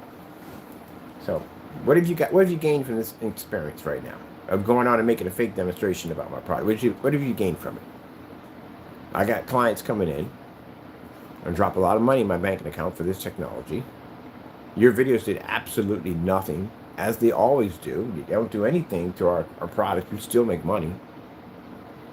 And you, on the other hand, are going to be going through a whole lot of nightmare today. On top of that, if we find out, like I said, you are, I'm coming to California. I got a trip lined up, and today I might just pop over there, and I'm going to go file some paperwork to make sure we can get you arrested, to show the documents that we had you sign and you failed to do so, and we do have a process, sir, getting ready for all this for court. The problem we're having with you, we want to file charges against you. We want to press charges.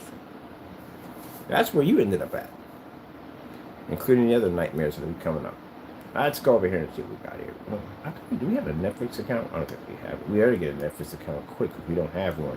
Wednesday's coming up. Oh, we just came off this. I don't want to do this.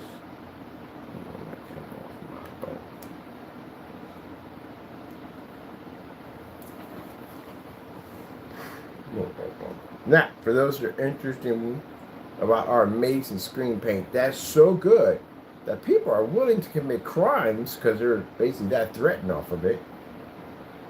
You can check out our website. We have everything with free worldwide shipping. Now, mind you, statement still stays. At the end of the year, we are switching the company for companies only. That is definitely a 100% yes. If we do get somebody in, because I'm proud of a few people talking about distributorship, they'll be taking care of that end. But that is going to happen. We are going to be converting for companies. And if we get somebody who says, hey, you know, we're going to do distributorship, it's a fantastic opportunity because, you know, we have most people are just for business and they want to use it for their terms and whatever. If we get somebody that wants to make money and they want to use it for basically as in selling it to the customers, they got a massive customer base to play around with. We'll be to do business with. And we got the dungeon. Oh, we got the mountain. I like the mountain. The mountain's kind of complicated, but it's pretty good.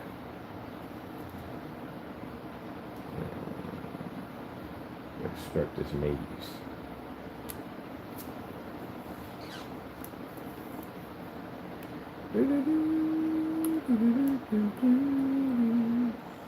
Bam! Man, my controller is broken just right where I can make my turns so nicely. The other one basically needs to be loosened. Oh, actually, it's loosened so nice. I gotta loosen it. I can do this thing. Oh, we missed the stop. We missed the stop. Can't plan it too long. I still gotta get up here and get this done. Alright, what time do we got? Because I gotta be at the post office. I gotta pick up stuff. Man, I need all the boxes. Sure, the envelopes are over somewhere. I have them up here. I think I got envelopes up here somewhere. Or I just go to somebody's office. I'm in an office, but it shouldn't be hard for me to get an envelope. So it should be at least an envelope.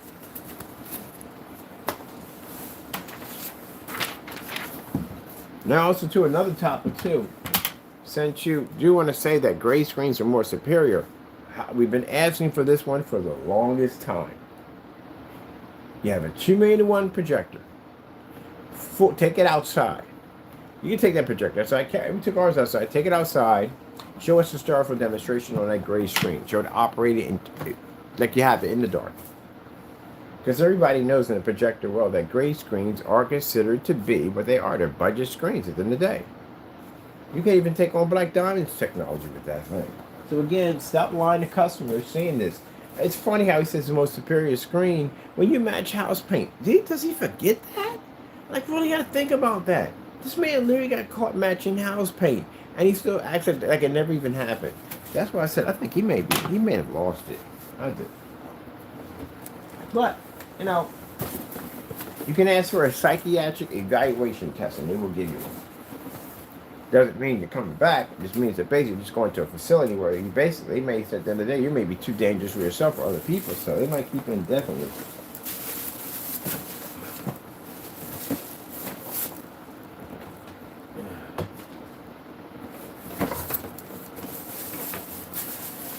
Nope, I ain't definitely in there.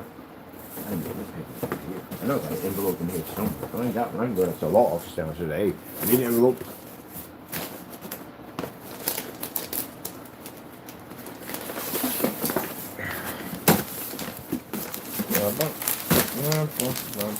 So I know I bought a whole bunch of them with me. Now, I literally had all these envelopes and helping somebody yesterday. I could have used them.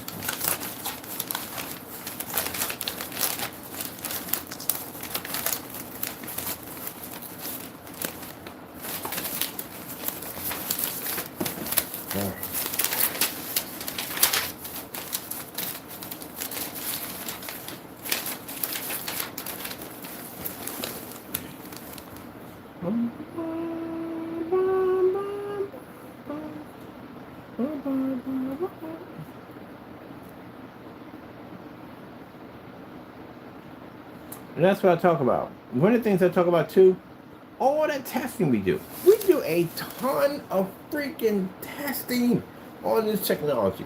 The batch numbers. We got to go through batch numbers. Mine, you got to do all the testing to begin with. Then you got to turn around and you're doing pre-testing in the middle of it all. And then you do the batch number testing. That's a lot of freaking testing. That's why we have 12,000 videos on our account. And you go through all that. Customers will come up, show off the product, give off reviews, like the product, and this joker will still come in and say, oh, it's a scam, it's a ripoff, you know, don't buy it, because at the end of the day, you're just robbing from people.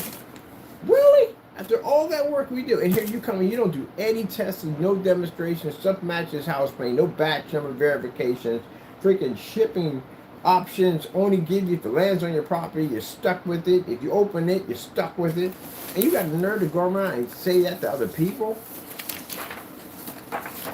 Okay, don't worry. I'm going to fix your wagon today. Your wagon's definitely be a permanent fix today. I'm going to get you taken care of.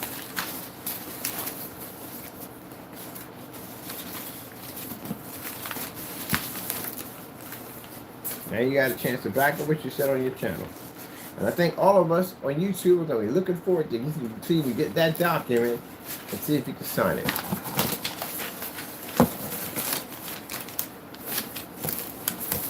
Once you sign it, I'll be there in California.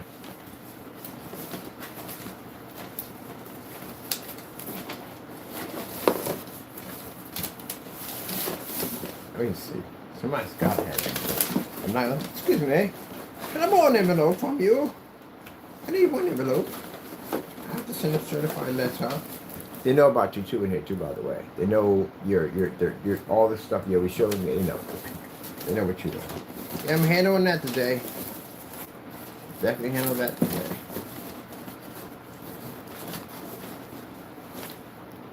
Oh, guess which over because I have to get the numbers for that one. ISIS.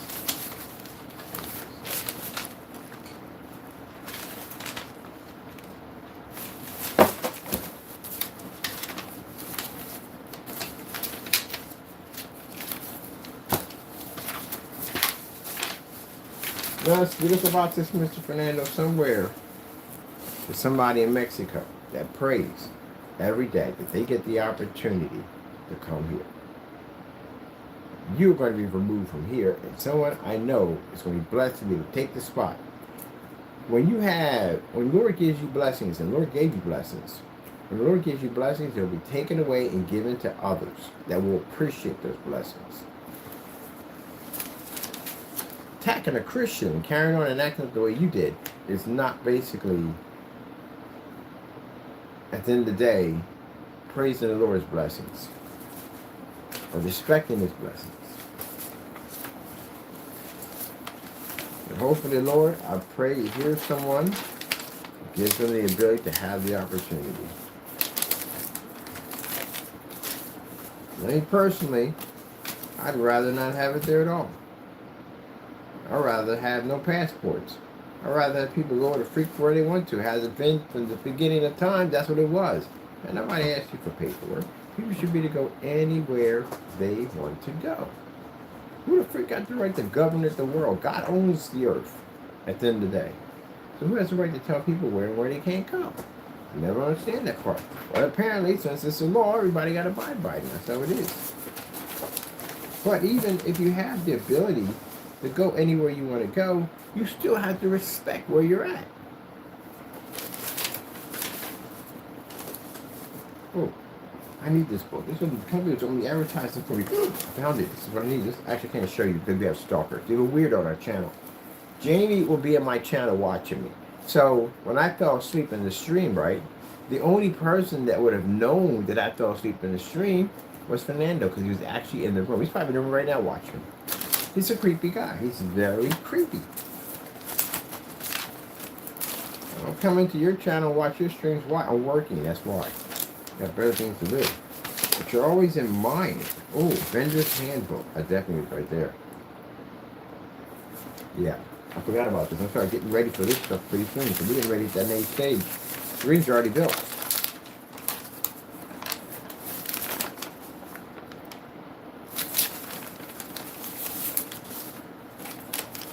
Ah, my abstract. Actually, I use it for painting a piece here.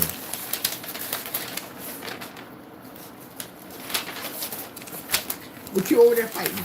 What are you over there fighting? It started with me first. It started with me first. Did it? Did it, Taco? Did it start with you first? Did it start with you first? No, you have no idea it started with me first.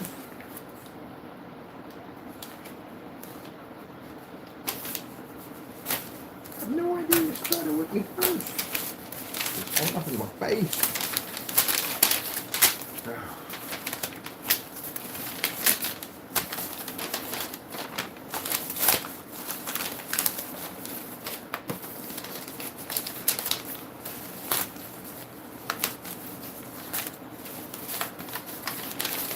I know the rest of them are probably thinking, well, pressure's on him. Good thing it's not on me. Oh, no. We put him through, at the end of the day, what he's going to go through, we're going to use that to show that this individual, this is what you followed at the end of the day. You're going to get that heat. So you know that. And we had to go through all this to get this one taken care of and show that you were carrying the same actions, that you knew each other by association. Yeah, I'm going to get you on a conspiracy charge. And show you had the same actions and he was doing. You all knew each other. You were all in on this. So when the big one goes down, you will go with her. Yeah. And when I'm done, we get all this finished today. Everything's finished. Mr. Williams, I have a very special package. Literally, it's a package coming to the building that you're in. The high rise. You know where you're at.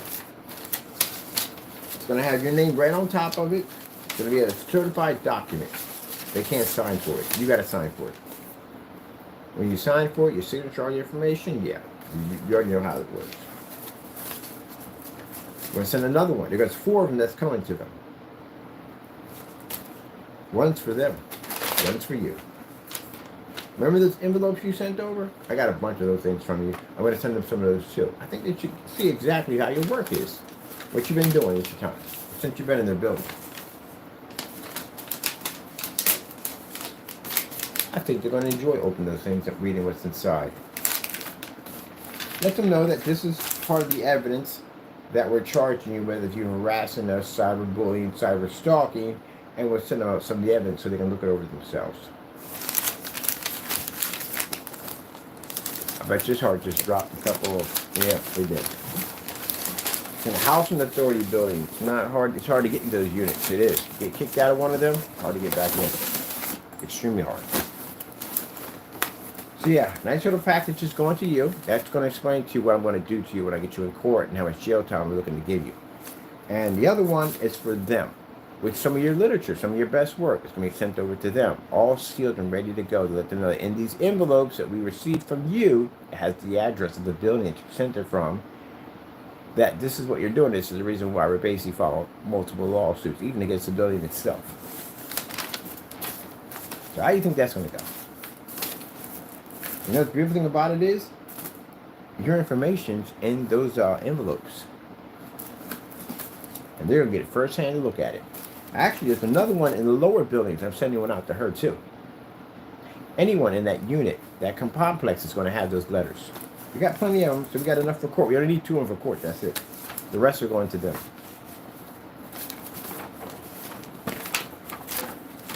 He's having a heart attack over there.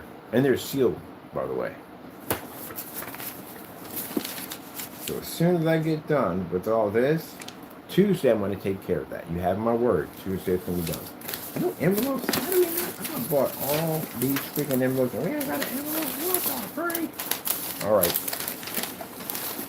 I got to sort through these papers. So we can use half this stuff. Okay. Let me sort through these papers. Track somebody down with the envelope up in this bit. Like, y'all, need an envelope.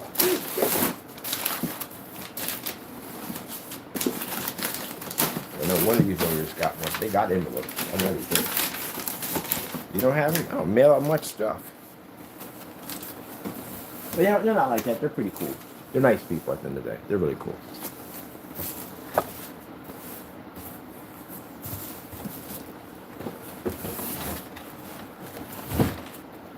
Yep, they're going to be, your building, Mr. Williams, they're going to be quite shocked that you were sending out from their address that kind of stuff.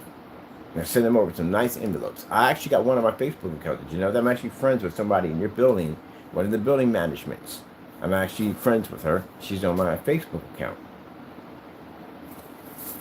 I'm going to send one over to her too. I told you, I know a lot of people. I'm a friendly person. People like me.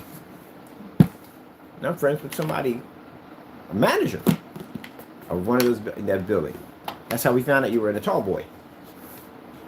And the short stacks and there's tall ones. You're in a tall one.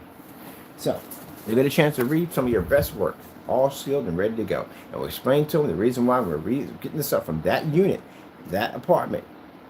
That is the reason why we're going to be filing a lawsuit against that building and the individual in it. So you're going to have a copy, they're going to have a copy. The difference between yours is telling you how much you're being sued for and the criminal charge you're pursuing. Well, good luck on that. And you thought we couldn't find you. I mean, that's what it comes down to. They think we can't find them. We find them. You know why? Because the Lord knows where you're at. If the Lord knows where you're at, He's going to allow us to know where you're at. Just like we found out about McAfee's full name and where he's at in Flushington, Ohio. And I know people from Ohio. You're at a population of 800, probably a little more than that, but 800. And it's not hard to find somebody at a population of 800. I can get a private investigator. I can find you within 2 days. Probably a day. If he's good, probably a day can find you in a day. Because at 800 people, nobody knows you. I think they can find you in no time at all. You can find people in the big city. You can find people in New York. If you can track someone down, if an investigator can track someone down in New York City, I think they're not going to have a problem with 800 people in a population of Flushington, Ohio. And the reason why we're going to track you down, Mr. McAfee, is because I did give my word. My word is my word, but I still have to meet you. Which means I still have to bring you in court. I'm going to bring you in front of an arbitrator. You're going to explain to me why you did it. Man to man. Be a man about it. Don't hide behind machines at the end of the day. Be a man. So I'm going to get you in court order. You are going to meet me. We are going to talk. And you are going to get sued. Not for a lot, but you're going to pay some money because you have to pay something for what you did. Well, we are going to talk. You know, options up to you. spend the rest of your life in jail and I can take everything from you because I got the power to do so, or you're going to meet me in that courtroom. We're going to have a nice little talk. And you're going to pay me what we requested, and then that's the end of it. You can keep your house, you can keep a good amount of your money from your paycheck to take care of your family members, what you need to do. But we need to have a talk, man to man, me and you. And as for you, Mr. Rogers, well, it's not going to go well for you already. As I told you before, I can skip a few things. I'm a nice person. But that whole gain range nonsense, oh, heck no. We are not skipping that in any way whatsoever. Because I'm going to find it one way or another.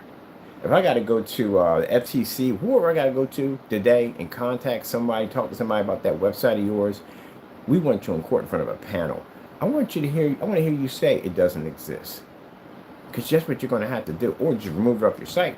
Now, if you remove this off your site, you take all that off, then you're not really going to be, well, you could be subject to it because we have video recordings of it since 2023, or 2024. I think it's 2023 or 2024. But anyway, if you remove it off your site, you're going to be admitting that we were right.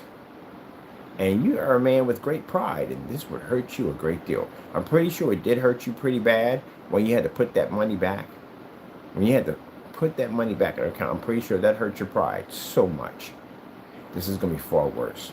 So, either you remove it off your site as we requested, or we go in and we proceed to go in and file to the proper channels showing you are committing large acts of consumer fraud, lying on specification sheets on something your product cannot do, and nor can you back up. And what do we have as evidence? We contacted you multiple times. It was all recorded and documented. We even contacted your customer asking the same thing. We got nothing back. But especially we contacted you and got nothing back in return. Multiple times. So, we'll let the courts decide. Now, keep in mind, you're old. You're up there. He's the old dude. But put it this way. I'm old too, but you're old. You don't look like you can handle that type of environment. You're not cut for it. I can see it. You don't want to be in a place like that. So, I would advise you to remove it off your site. Now, I know this is going to hurt your feelings and it's going to hurt your pride, because if you take it off, that means I'm right. But I am right. You can't talk about something that's not real. You can't put it up there. It gets you in a lot of trouble. See? So, you're going to have to remove it, whether you like it or not. I know it's going to hurt that pride, but who cares about your pride right now? That's not important. What's important is not the remaining of your time sitting in prison.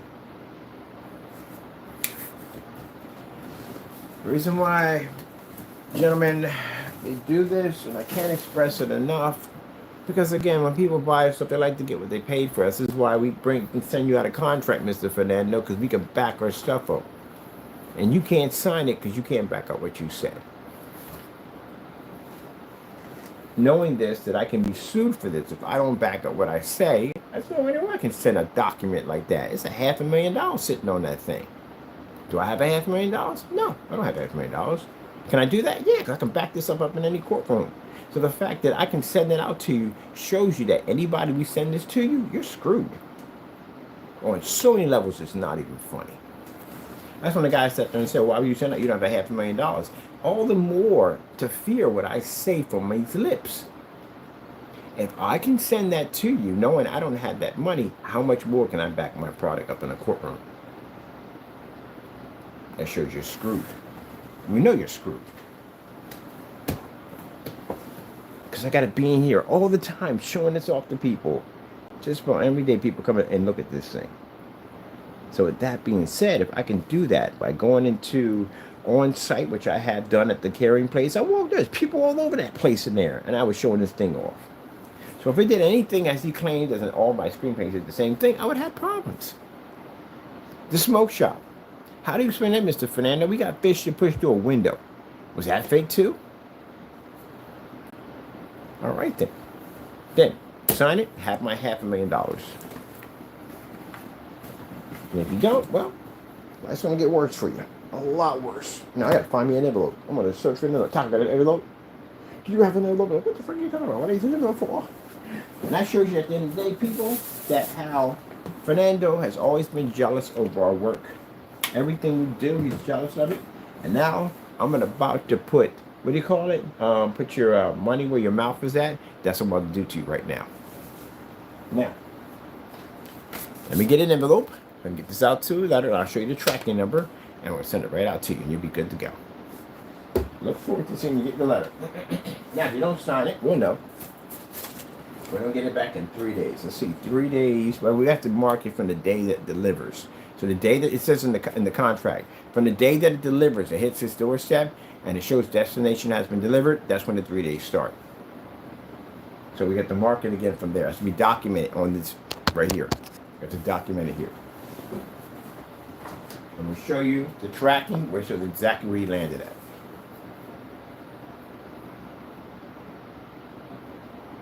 Okie doke.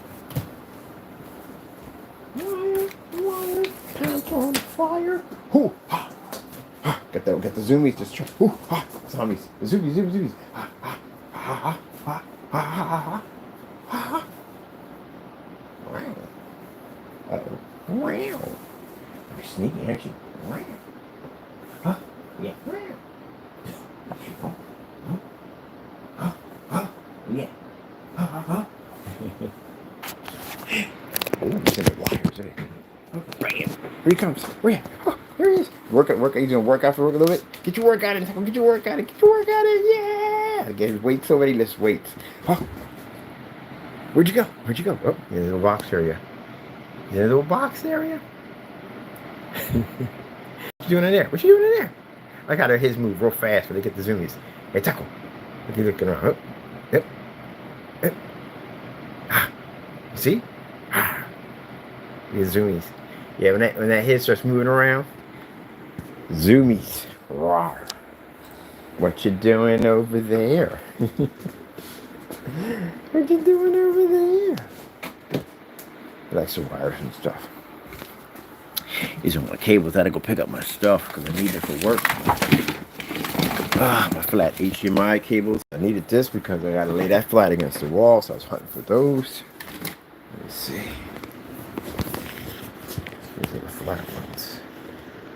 Yes, I'm going to lay the projector flat against the wall. It's the flat HDMIs. I was looking for them. I had to go get my wire bag. It's my wire bag. All my cables and stuff I had to have. I had 3 trash bags today. I had to give them away. I gave some to them. They needed cables and wires cost a lot of money, especially like 50-foot lines and stuff, which I need these anyway for outside demonstrations, but I need all of them. This is how much stuff I had to buy when I was doing all those demonstrations. So, yep. That shows you, Mr. Fernando, when I fall asleep on the camera, that I work a lot of massive hours. You see all those demonstrations I was doing, an outside demonstration? Have any idea how much work that took? Tons of wires and cables and stuff that I had to purchase to make those videos come to life. A lot of work. Tons of projectors, different environments, all that stuff. And on top of that, I work out. It's something you don't do.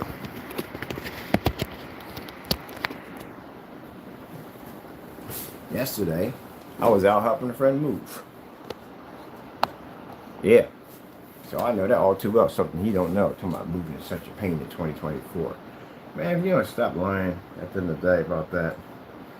I don't mind helping people move. At the end of the day, you gotta just ask me. I'm good with that.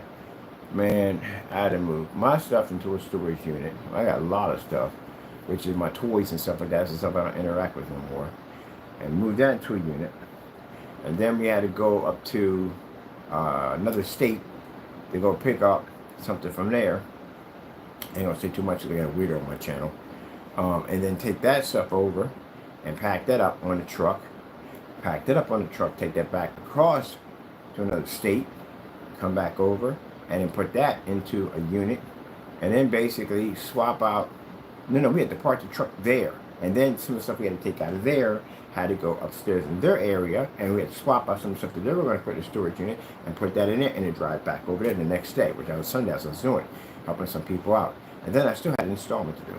I did installment early. All I do is just walk around and just look at exactly where the screen was going to be at, where I set the projector at, We want to put a little sound system outside, so I'm getting ready for the summertime. So I was looking at his environment, how we're going to set up, what screen he had, because I had to go there and look through it anyway. If you want to do inflatable, and if your inflatable technically doesn't have a wall there, any wind hitting the back of it, it's going to cause this thing to tilt back and forth, unless you got it staked down really good. He wanted to go motorized projection screen. I said, yeah, it's nice and all, but the motorized got to lay flat to the wall. If the wind hits that, it throws it around. On top of that, you get a certain motorized projection screen that can be sealed on the inside. If not, water gets in there, it could damage the screen. To make sure it is certified sealed. So he's going to use the what do you call it? The cinema flow. He's going to use that. That's the best choice he has, because he's got this huge back area, there's wind pushing right back and forth. So yeah. The canvas screen is nice, but I told you, canvas screens, there's no wind travels through these things. So no wind travels through. What happens is, when the wind hits it, boom, this thing will rattle your whole house. I had a 250-inch screen rattle the house, because the wind was coming down the driveway and striking the back of the screen, and it was causing the house to rattle. I was like, what the freak is that? And then I realized that we had a frame for it. So the frame connected to the deck, underneath the deck. And that's what made the screen, like, with the ability to be able to move. So when I put that screen together, it had 16 bolts at the top. It had the corks at the bottom, but the corkscrews at the bottom were slightly a little bit inside, behind, because when the screen hit it, every time I hit it, it would go straight. It was constantly wind traveling and hitting it. But if it were to strike it hard, it would stay, and it'd have a little bit more flex to it, or less shaking the house, which was actually a good thing. But also on top of that, the way it was sitting, the screen wasn't exactly this way, it was slightly this way. So when the wind would gently hit it, because the wind was pushing all the time, it would slowly be standing straight. That's why when you watch demonstrations, you didn't see the screen going this way or that way or nothing, because I had it going little slightly inward. So when the wind hit it, it would keep it straight. So I was depending on the wind to keep the screen straight, which it did, because that area was constantly windy all the time.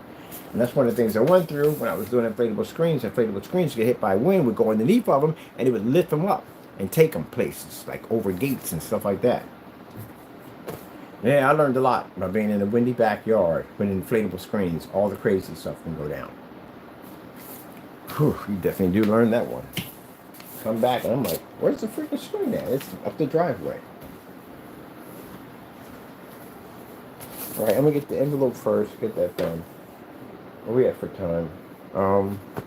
I need to get my, where's it at? I have it here. I have it here. Just straighten all this out, just to come back in and do it again.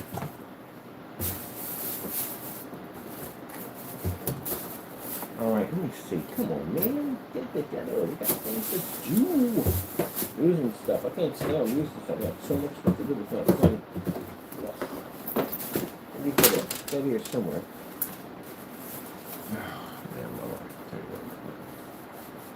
Oh, there it is. Tell me what happened. Go back out. This up for the day. Just finish up. Alright. After I gotta take care of what I gotta take care of to make sure he's legit, I gotta call the agency. That's the end of it. I don't want to talk about that no more. We're done. It's a shame I gotta go do this at the end of the day. It really is a shame that I literally gotta go down there. I'm taking no joy out of this, because I hate to deal with these people to begin with at the end of the day, because I don't like them. But I have to, because of this bonehead at the end of the day. You don't have to leave nothing alone. Keep your freaking sticky fingers on your own stuff at the end of the day. Man, what ticks me off about you, Mr. Fernando, or Gonzalo, what ticks me off is that you're an idiot. That's what ticks me off about you. It's not the fact that you think that you're attacking me and you're making my day miserable. You're not. You're a freaking idiot. Don't you know how to grow up and be a man at the end of the day? You've got a family at the end of the day. You've got no time for this nonsense. What ticks me off is that you have opportunities that you squander doing dumb stuff. Like, you haven't learned anything about life. You're 49 years old and you haven't learned anything about life at all. You act like a little kid. I mean, I'm pretty sure that your son, and probably you have a daughter, I think he does, are smarter than you at the end of the day. I hope they never follow your footsteps. I hope they learn nothing from you at all whatsoever. They're born here. I think you're born here. I hope they do. I hope they get nothing from you at all. Because if they do, they're going to have the same fate you had. You're not even a man at the end of the day. You're not. You're far from it. Far from it. Not even a man. That's what, at the end of the day.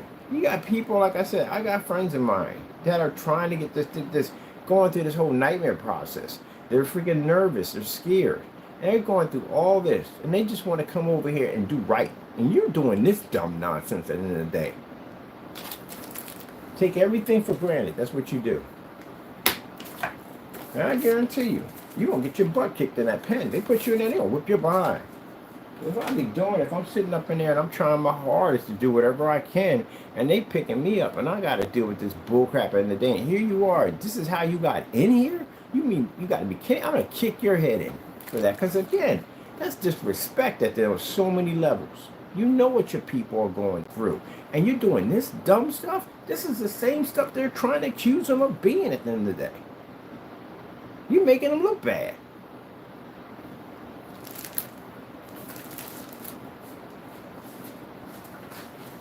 Messing with government documents, that makes it even worse. You make your own people look bad. That guy got up there eating chicken. You up there in front of him, but it's not the fact he's eating chicken, it's how he's eating the chicken.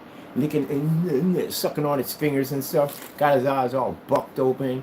Freaking doing his little Uncle Sam dance and all that stuff. And by the way, Uncle Tom, you're idiots at the end of the day. Again, you're the stupidest people on the face of the planet. These are idiots contact me telling me I'm an Uncle Tom. Do you even know what an Uncle Tom is?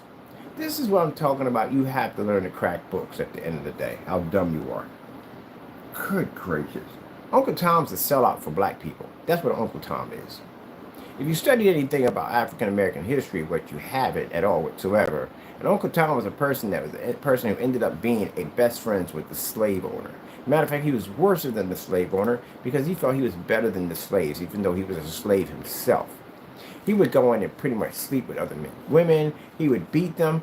Yeah, he would have beat his own people at the end of the day. And he thought he was better than them because he got favoritism due to the fact that the slave owner put him above the rest. That's what the Uncle Tom is. It's a sellout. That's what when people call you an Uncle Tom. Uncle Tom is a bit racist against his own people, but not so much. He basically has this self-pride where he thinks he's better than his own race because he was chosen to be better. He doesn't realize in the end he was chosen to be a joke because the slave owner used him to beat and torture and humiliated his own kind just to show to his other slave owners how ignorant, how stupid the African American race was. That they would actually enslave and torture their own just for a little bit of extra abilities. So when the time came and the army came through, and of course a lot of those slave owners were hung and shot because, you know, between the North and the South, the Uncle Tom was left to the slave owners to fear justice, and they were killed along with their families. If you know anything about history, but you don't. So it wouldn't make me an Uncle Tom at the end of the day, and it wouldn't make me racist against Fernando. Fernando would be deported because Fernando came over here to the United States. If he does have paperwork, either or not, we don't know, we'll find out. But if he doesn't have paperwork, he's going to get deported due to the fact he doesn't have paperwork. That has nothing to do with being racist. And what makes Fernando's case a lot more interesting is the fact that Fernando came over here and was under the radar, and he committed crimes while he was doing it. Like perjury on a government document, like an LLC, something you really should not be doing. And all the other stuff he's been doing. And he felt at the end of the day that he could do whatever he wanted to do because, again, not from here. And some people have that attitude. That's why my friends were like, who the freak in their right mind is going to mess with a copyright that many times? That's insane. You're looking to go to jail forever. Unless you feel that you can't be prosecuted for it.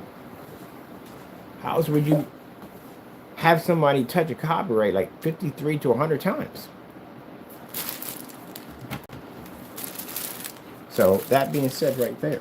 So no one, I sat there and said on camera, it's not about race. If it was about race, I could have made that phone call last week.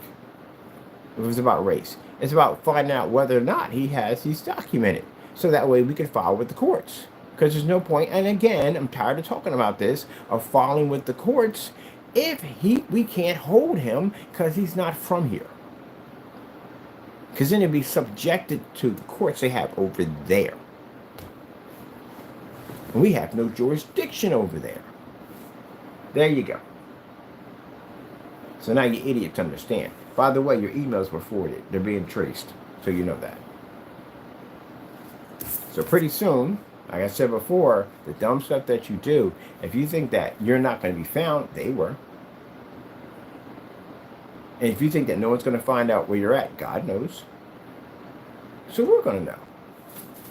So sooner or later, it could be this month, it could be this summer, it could be the end of this summer, it could be anywhere, but you'll see me. Pop up and say, hey, guess who we found out where they live at? We'll send over some documents to them. Yep, see you in court. I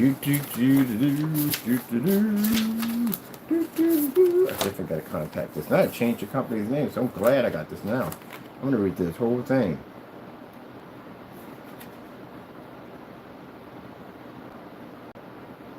So where does this thing go to? It's in advertising. I forgot about this, man.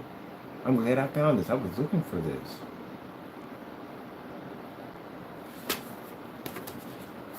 And I got a vending's handbook purchase from the city of Allentown of Pennsylvania. Because I want to do vending schemes. So basically show it off for technology.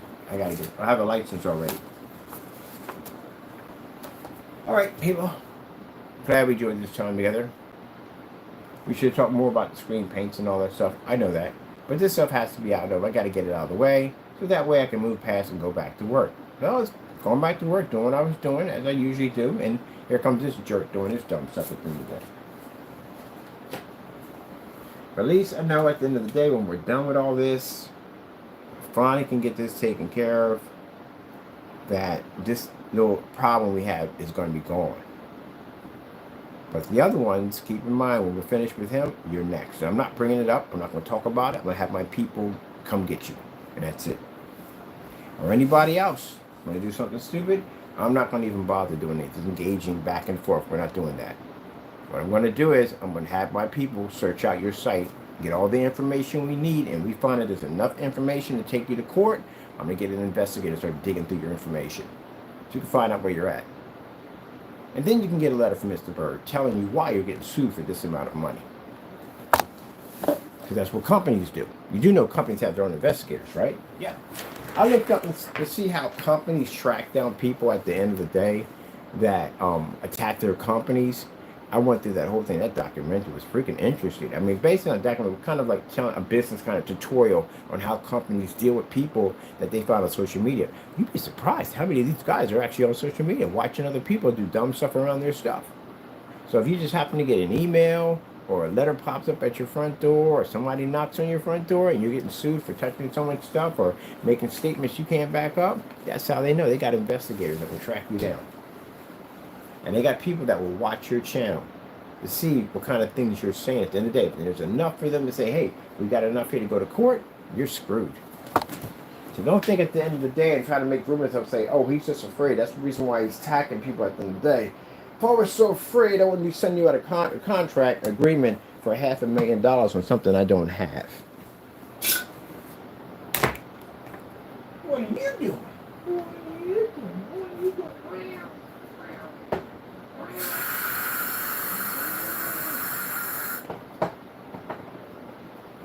I'm getting rid of my watermelon today. I'm going with the lemon. Oh, I've been waiting for this right here. I don't know. I might get some lemon meringue pie for this. You know this is. Oh, it's just gonna be good. So I'm putting this in now. Gotta have this in now. Taking the other one out. This is the one I got. Oh, I can smell it already. This is the one I got right here. This is the watermelon. The watermelon is good. It is. It's really, really nice. This one is actually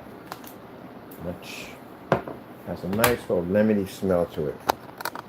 And if you're a big fan of, I don't go to Bed Bath and Beyond, I really don't go there, but my sister goes there and she's addicted to these.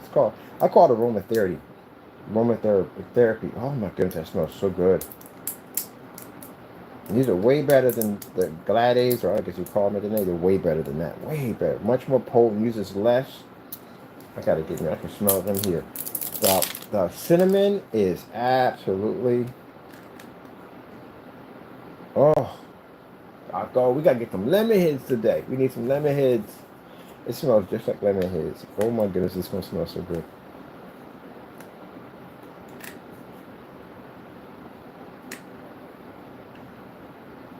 Oh, and by the way, again, I have to address another idiot.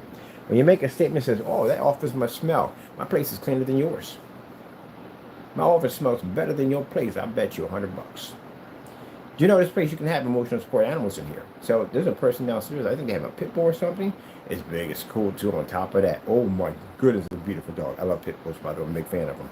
And yeah, their dogs basically are here. And people have cats. As a matter of fact, there's a lot of office buildings right now that support emotional pets. Because of COVID and what a lot of people want to do with anxieties and stuff like that, it's great for them to have their animal near them. Even when I played, it's funny, it's so well spread. I sat there when I played Dead Island. I literally would crash into offices sometimes looking for stuff. And you would see a bed, like a dog's bed, next to a desk, which is crazy, but yeah, you would. But yeah, people bring their animals to work now. They do. Yep. And a lot of the companies now support it. Because again, if your animal's registered as an emotional support animal, you can bring it with you. I've seen birds, I've seen cats, I've seen dogs. And I think that's pretty cool that jobs do that.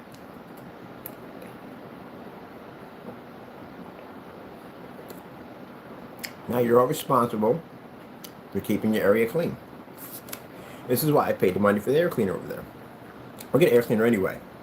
Because in the day, I like my air to be clean because I had respiratory issues a long time ago and it still sticks with me in my head. So I buy these top-end air cleaners in here. This place has air cleaners on top of it too, but I like to have my own here. So for making that statement, you're ignorant. And again, you show how you are. You're very ignorant. So people who I do business with, now they like animals. Every time Taco's in here, they try to come over and pet him, which Taco won't do because Taco doesn't trust people. And when the owner comes in here, he's a cat person. He tries to touch Taco. They did make contact, which I was kind of shocked that Taco doesn't. He just doesn't like people. He don't trust anybody. He used to be a street cat. I only got very few people. Only one person can pick him up. And that's it. That's my sister. Only one can pick him up and carry him around. And they hang out together. And I'm like, oh, man, this is fantastic. Because if I die, she'll get Taco, which will be fantastic. She's already agreed. She's in my will. I have a will that if I pass away, she gets Taco. And they love each other. So that's great. But around other people that come in, like clients, he won't touch him. He won't go near him. He'll go in his little bunker, and you won't see him. But the ladies, he likes the ladies. Because I noticed with the woman that was doing the fingerprinting, he was going off. He was meowing and carrying on. I can like, who the frick is making that? No, he's always very quiet up here. But, no, he likes her. He has a crush on her. And when she came in here, he just got a little close. He's looking at her, but he still wanted her to touch her. But he got more closer than anybody else. So when the owner came over, he loves cats. He comes over and goes, where's he at? He's over there in his cave. Oh my goodness, he's in there. Like he's in there. He said, you think he'll come out if I talk to him? Or if he'll come out? I said, oh, he may come out. And he did come out. And he was able to take his hand and touch his nose. And then he back with, okay, we had contact. That's good. We got a little communication barrier going on. He's a cool guy at the end of the day. But yeah, they allow you to bring your emotional support. So your responsibility when your emotional support animal is in your environment is you have to keep it clean. His environment is cleaner than yours for the person who made that statement. Because he's one cat. And I tell people, you have one cat, you want to get multi-cat. I like the tidy cat because that's the really good stuff at the end of the day. And that's what he gets. He gets the liners inside, and his unit that he goes to the bathroom in, they get changed out once a month. So once a month, that entire dish we throw in the trash and get a brand new one. And it literally gets changed out 3 times a week. I spent a lot of money on litter. And on top of that, these right here, I love these so much. So that my unit, when I have it in here, the hallway smells like lemon or whatever we use in here. They can smell it out in the hallway. This place smells. I have one cat. That's it. And that cleaner we have over there is designed to do 4,000 square feet. This is nowhere near 4,000 square feet. So my place is clean. Other than some people, I've seen y'all places at the end of the day, and you know who sent that message, and we know who at the end of the day. You know, Jamie sent it, being nasty. But he had a process server at your front door, okay? He smelled it coming out of your place. Not only did he smell it, he saw that. I can bring the pictures up. Matter of fact, I'm going to bring the pictures and show you. In the pictures, you can see the dog hair and cat hair matted all up against the inside of that grill. Do you have any idea how much hair would have to accumulate in an environment for it to actually turn into a rug on the side of a screen door? Yeah, there you go. And you have how many in that little apartment? I got one cat. And just to show you how ignorant you are, that my clients that come in here, majority of them are pet people. So they have cats and dogs. As a matter of fact, everybody in this community has some kind of cat or dog at the end of the day. So you're bumping into people that have some cat hair on them, like, oh, what kind of cat you got? Oh, you can see it right there, like, yeah, it gets on there. There's no way to get around it. People that know that from the door. And you have nerve to make that statement to somebody. I'm going to put this in. Oh, it's going to smell super taco. We got to get some lemon his with this. Lemon his. He comes on my channel from time to time, makes nasty statements to try to make it sound like that's how people think about me. So right now, I'm pretty sure you're in the room right now stalking me. You're a weird, weird dude. He's a weird guy. And you're stalking in my channel. Creepy dude. But don't worry, Mr. Fernando. Since you're in the room, I got a little message for you. The day's going to be a game changer for you. And not a good way. Let me see something real quick. I love this giant. I love my screen here. I might do, that stand is strong enough to do a 2 projector setup. But I'm thinking about maybe cutting this part and reinforcing it so I can put another projector there that does portrait. Because I want to do portrait on this thing. But I don't want it up high up here. I want it right there. So I may cut that for a portrait projector setup. Oh, I got another projector right there to do it too. Forgot we had 2 of those things. So we're definitely going to set up another stand system in there for portrait. I don't want me to switch back and forth. Because I can't put it in here. It's going to be on the desk. So I'm in the way. Let me go over here for a minute. Check this out. That jealousy and envy. And it doesn't get you anywhere. It doesn't. It really doesn't. Don't be jealous and envy over people's stuff. It gets you nowhere.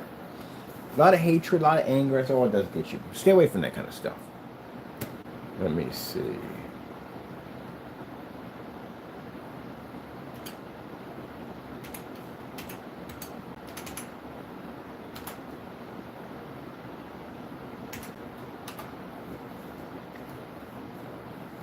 He changed this up over to my name now.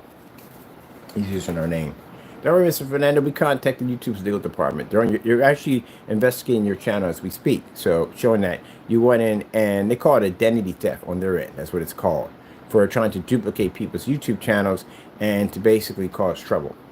But that shows you at the end of the day that if we're supposed to be these big scammers at the end of the day, and you're telling people to stay away from our product, but yet you're going to name your YouTube channel after it. That's like somebody having a channel called Nazis or Us, and we're talking about how no one should go to that channel because they support Adolf Hitler and all this other nonsense, but yet we name our channel after it. That's how dumb you are. Can't make it up.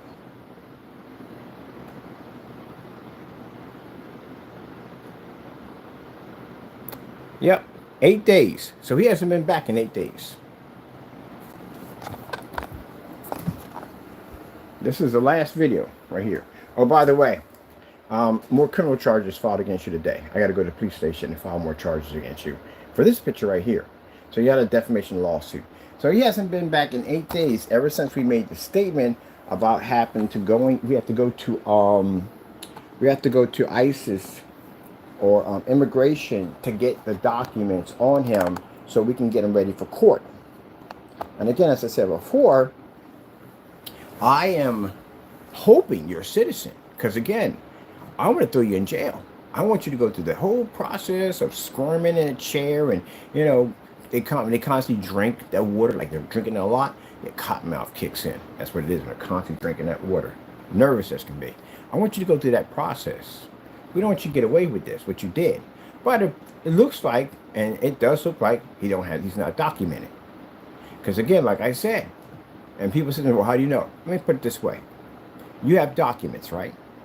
And somebody pulls you over and says, do you have documents? What do? Show your documents, right? If someone accuses you, you're someplace and someone accuses you not having documents, what do you do if you have them? You show them, right? You're not going to show them at the end of the day. Yeah, I'm documenting you right here, man, in your face. You're going to show them, right? All right, then. You're not going to disappear for freaking 8 days and not come back. And he did come back because he changed the title of his work. So that means he did come back. He just never showed anything. He doesn't have them. I told you, there's a lot of red flags that were popping up.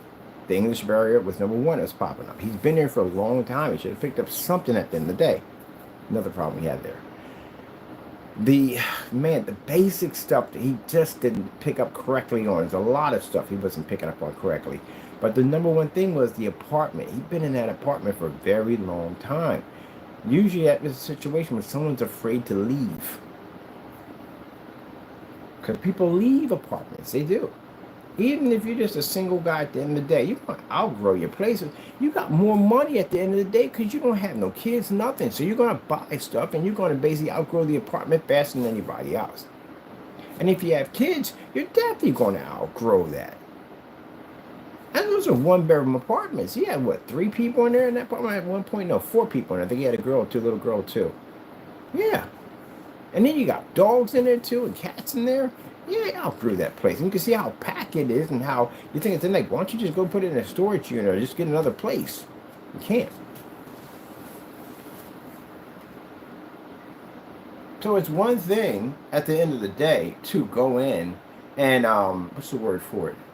To be here at the end of the day, but don't do destructive stuff to put you on the map so people can see, can kind of figure out, put 2 and 2 together that maybe you might not be documented. So again, as I said before, who in their right mind hits a copyright that many times? You'd have to be insane to do something like that. Unless you felt at the end of the day that you couldn't be touched because you're not responsible for it because you're not from here. And every lawyer brought that up. He said it could be a possibility. That's why the guy told me, don't go file with federal court. It's going to be expensive. You may not get your money back. So we lost in this process. I see we have CCB. That's about $200 right there. And the lawsuit for defamation involving him showing our pictures like this, that's another $100. Oh, $300 in this. And isn't that paperwork? Somebody, he would have came back by now. Just like Mr. Williams. As Mr. Williams showed you any documents of them having a Greece clergy ID, a doctorate degree showing that he's no way, you've seen his writing. The man can't even spell fence. He can't spell fence in certain basic words and not to write. There's nobody where he went to college. But yeah, did he show you any of that at all, period? Any given time? No. Anytime he asks for it? Nothing, because he doesn't have it. He's not that person. He doesn't have paperwork. He doesn't have paperwork to claim that he went to school and he graduated and he got these degrees to be a minister, priest, or rabbi. He doesn't have it. So he's impersonating one. Just like this guy at the end of the day doesn't have documents. Because if he did, he'd had them. I got 4 of my friends. They're documented. They got their information on them. You ask them, anybody. And we've had ignorant people go, oh, do you have? And say, yeah, I got them right here. Bam, in your face. You think I'm going to give you the benefit of the doubt, think I don't have them when I do have them? You lost your mind. Here you go, they're right here. Yep. Because people will come up and ask you dumb stuff, and you know they will. You're not supposed to do that, by the way. But people do come up and ask them. No one was staring at him and talking about, are you? He said, yeah, I am. Right here in your face. Get the blank out of here. Yeah, we screamed at them for a bit, so they took off. He came on the right, but at the end of the day, like I said, he ain't out there causing no trouble. He runs a nice little business that he works on his side. That's how I met him. He had a nice little car he was working on out there, and I walked in and I asked him about the vehicle, and he was polite enough to tell me about everything about the vehicle and everything. I said, wow, this is beautiful. You want to see what's under the hood? I said, oh, heck yeah, pop the hood, all chrome, beautiful. You did all this? I did all this rest. We got to talking to each other. Okay, man, I'll check you out later. And every time I walk past his garage, I talk. He became my friend. So yeah, I go out there and ask him, do you have? I don't care. I don't care what you have at the end of the day. I like the car you got at the end of the day. Maybe when the time is right and I get a little money on me, I get myself a nice 57 Chevy, I'll take it over here. You can hook it up for me. So that's what I call them my hookups. Taco's name is named by my Mexican, Dominican, and Puerto Rican brothers. That's how he got his name. For my people coming over. Taco de Nero, Roberto Rodriguez Bird. That's his full name. He got that from them. I gave him Taco. They gave him the rest of them. So again, man, at the end of the day, man, you came out here, you carried on, you acted up, you broke laws left and right because you thought you could do whatever you want to do, and you gave your own people a bad name at the end of the day. Because people, like I said, that are trying their hardest to become respectable citizens in the United States, and they have that right. And first of all, I don't care for any of that whole border crack wall, all that nonsense. People should be to go where they want to go. But anyway, since we do have it in place, they are trying their best to do the right thing and be a part of what we do here. And so what if they come here and they get their citizenship and they get mad and do something? We do it all the time. We get road rage. We get upset if we don't get our french fries fast enough and take a vehicle and run it through a building. Are you freaking kidding me? That's why I was on a phone set one time. The guy was like, yeah, but all of them are just robbers and thieves and stuff like that. Okay, so you're going to say that. But last week, some guy got ticked off because somebody didn't make his food fast. It actually happened. Somebody got ticked off, and somebody didn't make his food fast and decided to attack the people over the cash register. A guy threw a coffee maker at him to get him off this girl. And then this joker gets mad, goes outside, and gets his vehicle and drives it into the building. Yeah, okay. All right, then. There you go. You can't blame a whole race of people. You can only blame those people. So you say all Americans are violent. No, not all Americans are violent. Just those freaking boneheads, and they're violent. Not all us. Don't put me in the same category. Because when you go to other countries, and of course you may have somebody come to you and say, oh yeah, Americans, look at them, man. Greedy, selfish. They have everything that belongs to them. At the end of the day, there's this, that, and the other. You have people that don't like us in other countries. We're not liked everywhere. And I got to say, at the end of the day, no, actually, I worked hard to get everything I had to get, and I wasn't rich coming up, and I'm not greedy, nor am I selfish about this, that, and the other. You go over there sometimes, and people have friends that went overseas, and they had to take their American flags off their bags. You know why? Trump. Because Trump represents America. Now people tell me, oh, Trump is your president. Oh, the freak, he's not my president. He is not my president any way whatsoever. So when I talk to people, when you go on the YouTube, people go, yeah, you American, you're a jacked up president. Don't stick me in that nonsense. I got nothing to do with that. I'm American, but I don't support that nonsense. Put me in that mess. No. I don't share his point of views. I'll go to another country and the first time I say, oh, yeah, you're president. No, not my president. He ain't my president at all whatsoever. It's my country, but that's not my president. I don't support his point of views. I didn't even vote for him. Oh, my goodness. I can't have a normal freaking day of getting up and just working. I miss the days of digital and crystal screen paint. I get up and make my product. Got a few trolls here and there, but nothing big. No dumb stuff like this I had to deal with. These guys are freaking idiots.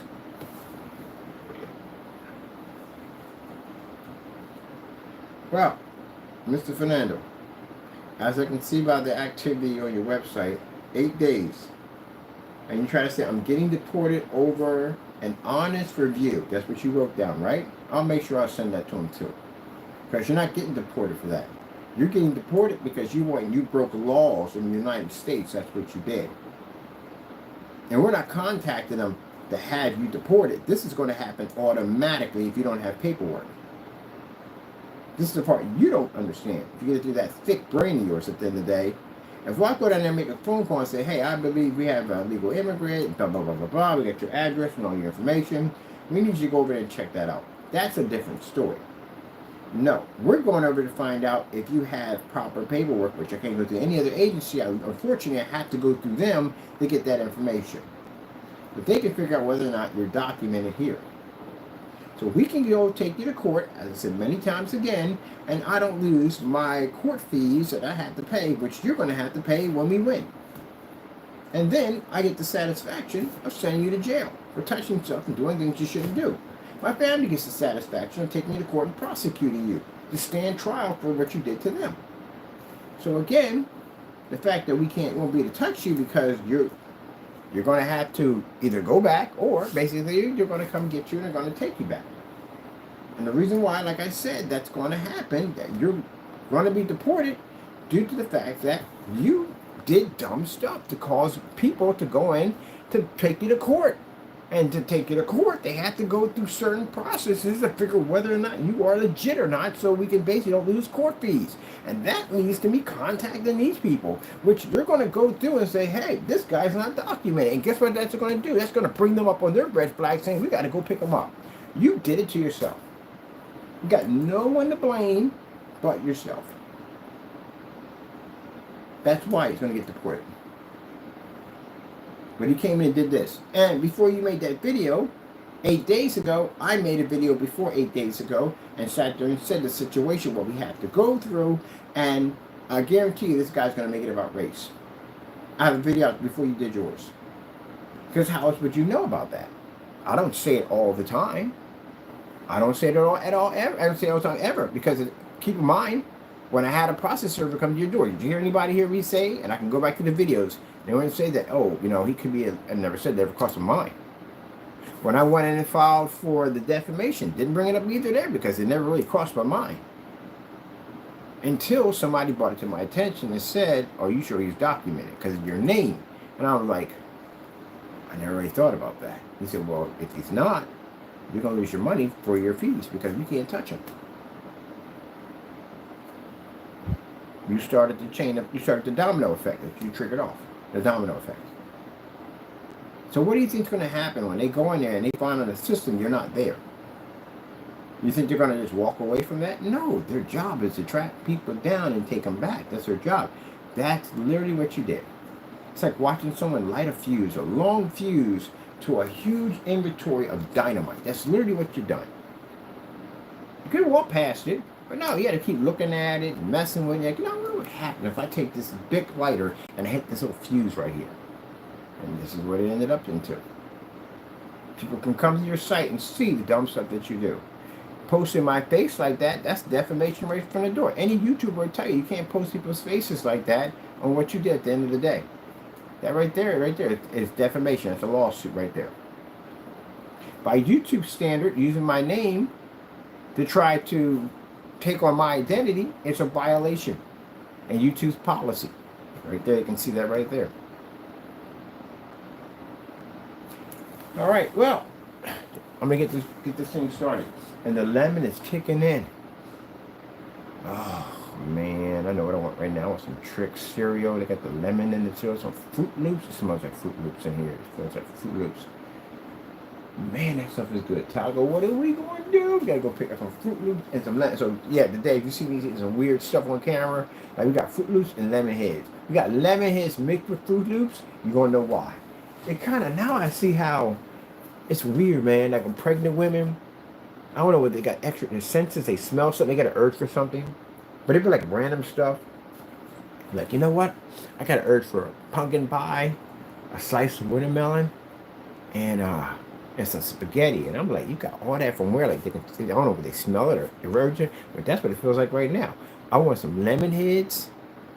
Oh, some lemonade. And freaking some Fruit Loops. I wonder if they make lemon sherbet.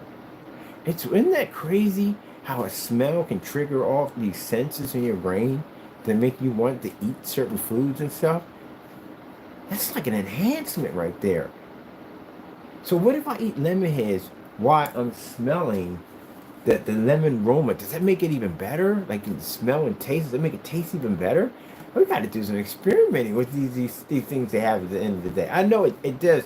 It's crazy because, what was it? Barbecue, man. I'm a big fan of barbecue. I love barbecue. I bring bed sheets to freaking barbecue cookouts because the paper towels ain't enough. And man, I remember I went down to the Dominican store, man. They had that stewed chicken. I got me a big bucket of that. One day I got me some Sweet Baby Ray's. Drowned it. I emptied 2 bottles into it. Just squeeze them till they dry. I like myself saturated in barbecue sauce. And I sat there and I watched, I was with my ex. I sat there, she said, wait, that's what you about to do? I said, yeah. I said, well, we're going to watch this. They had this championship, barbecue championship. All these barbecues from all over the world making barbecue. It was overload. Because when I watch these shows, man, I got a craving for barbecue so badly because I love it. I can even smell the smoke. That's how bad I want it.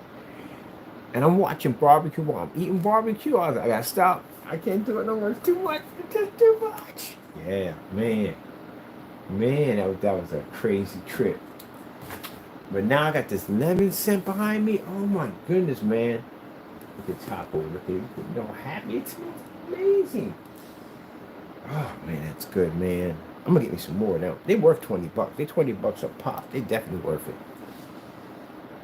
They said in Bed Bath and Beyond, the whatchamacallit's gonna be coming up pretty soon, like the summer smells. Oh man, I'm getting pineapple. They have smell the pineapple. They got one called White T-shirt. It smells. I like the laundry smell from my laundromat. They're Bed Bath and Beyond. You got to go there and get them. These are the best ones. They definitely worth it. They're a little bit more, but they definitely worth it. Man, I don't even want to leave right now, man. Man, that smells great.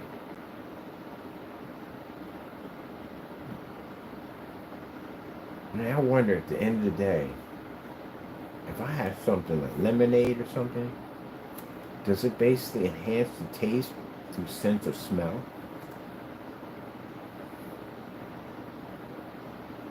That's amazing. I can't believe they smell that good. Man, I gotta let y'all go for a minute. I gotta go pick up some lemon heads, man. I don't even like lemon heads. I gotta get them.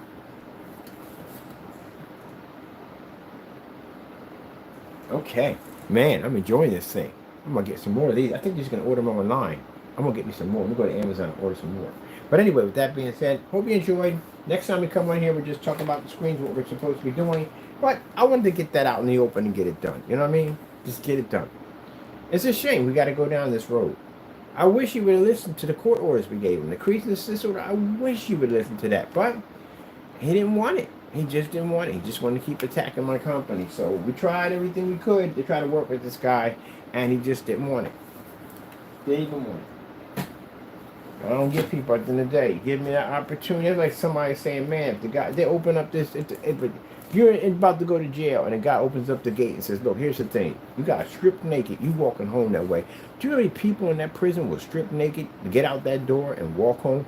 Don't care. They just want to go home. They got an opportunity to get out of a situation and they will take it. He didn't take none of them. Not one. Now look at the outcome of it all. And I know you're in the channel, Jamie. We know you're in here. You had the opportunity. We gave it to you. Once this phone call goes through, that's it. If they give us back the information and tell us you're not documented, you know what comes next. We have no control over that. Because again, they're going to have to do it because that's what they do. Unfortunately, that's what we have to go through. If I can go to another agency that can do it and yours doesn't come up, I'd rather have it done that way, but they're going to find it either way because you got to go to court. How are you going to get around it? The copyright laws are pretty heavy laws at the end of the day. They're going to dig through all your information. You're going to have that information. So how are you going to get around that? There's no way to get around that. That's the reason why when you basically come over at the end of the day, the last thing you want to do is get involved in any form of criminal activity or anything whatsoever. You want to keep a low profile. That's what you want to do. You didn't even do that. All right, letter coming to you. I got to go, people.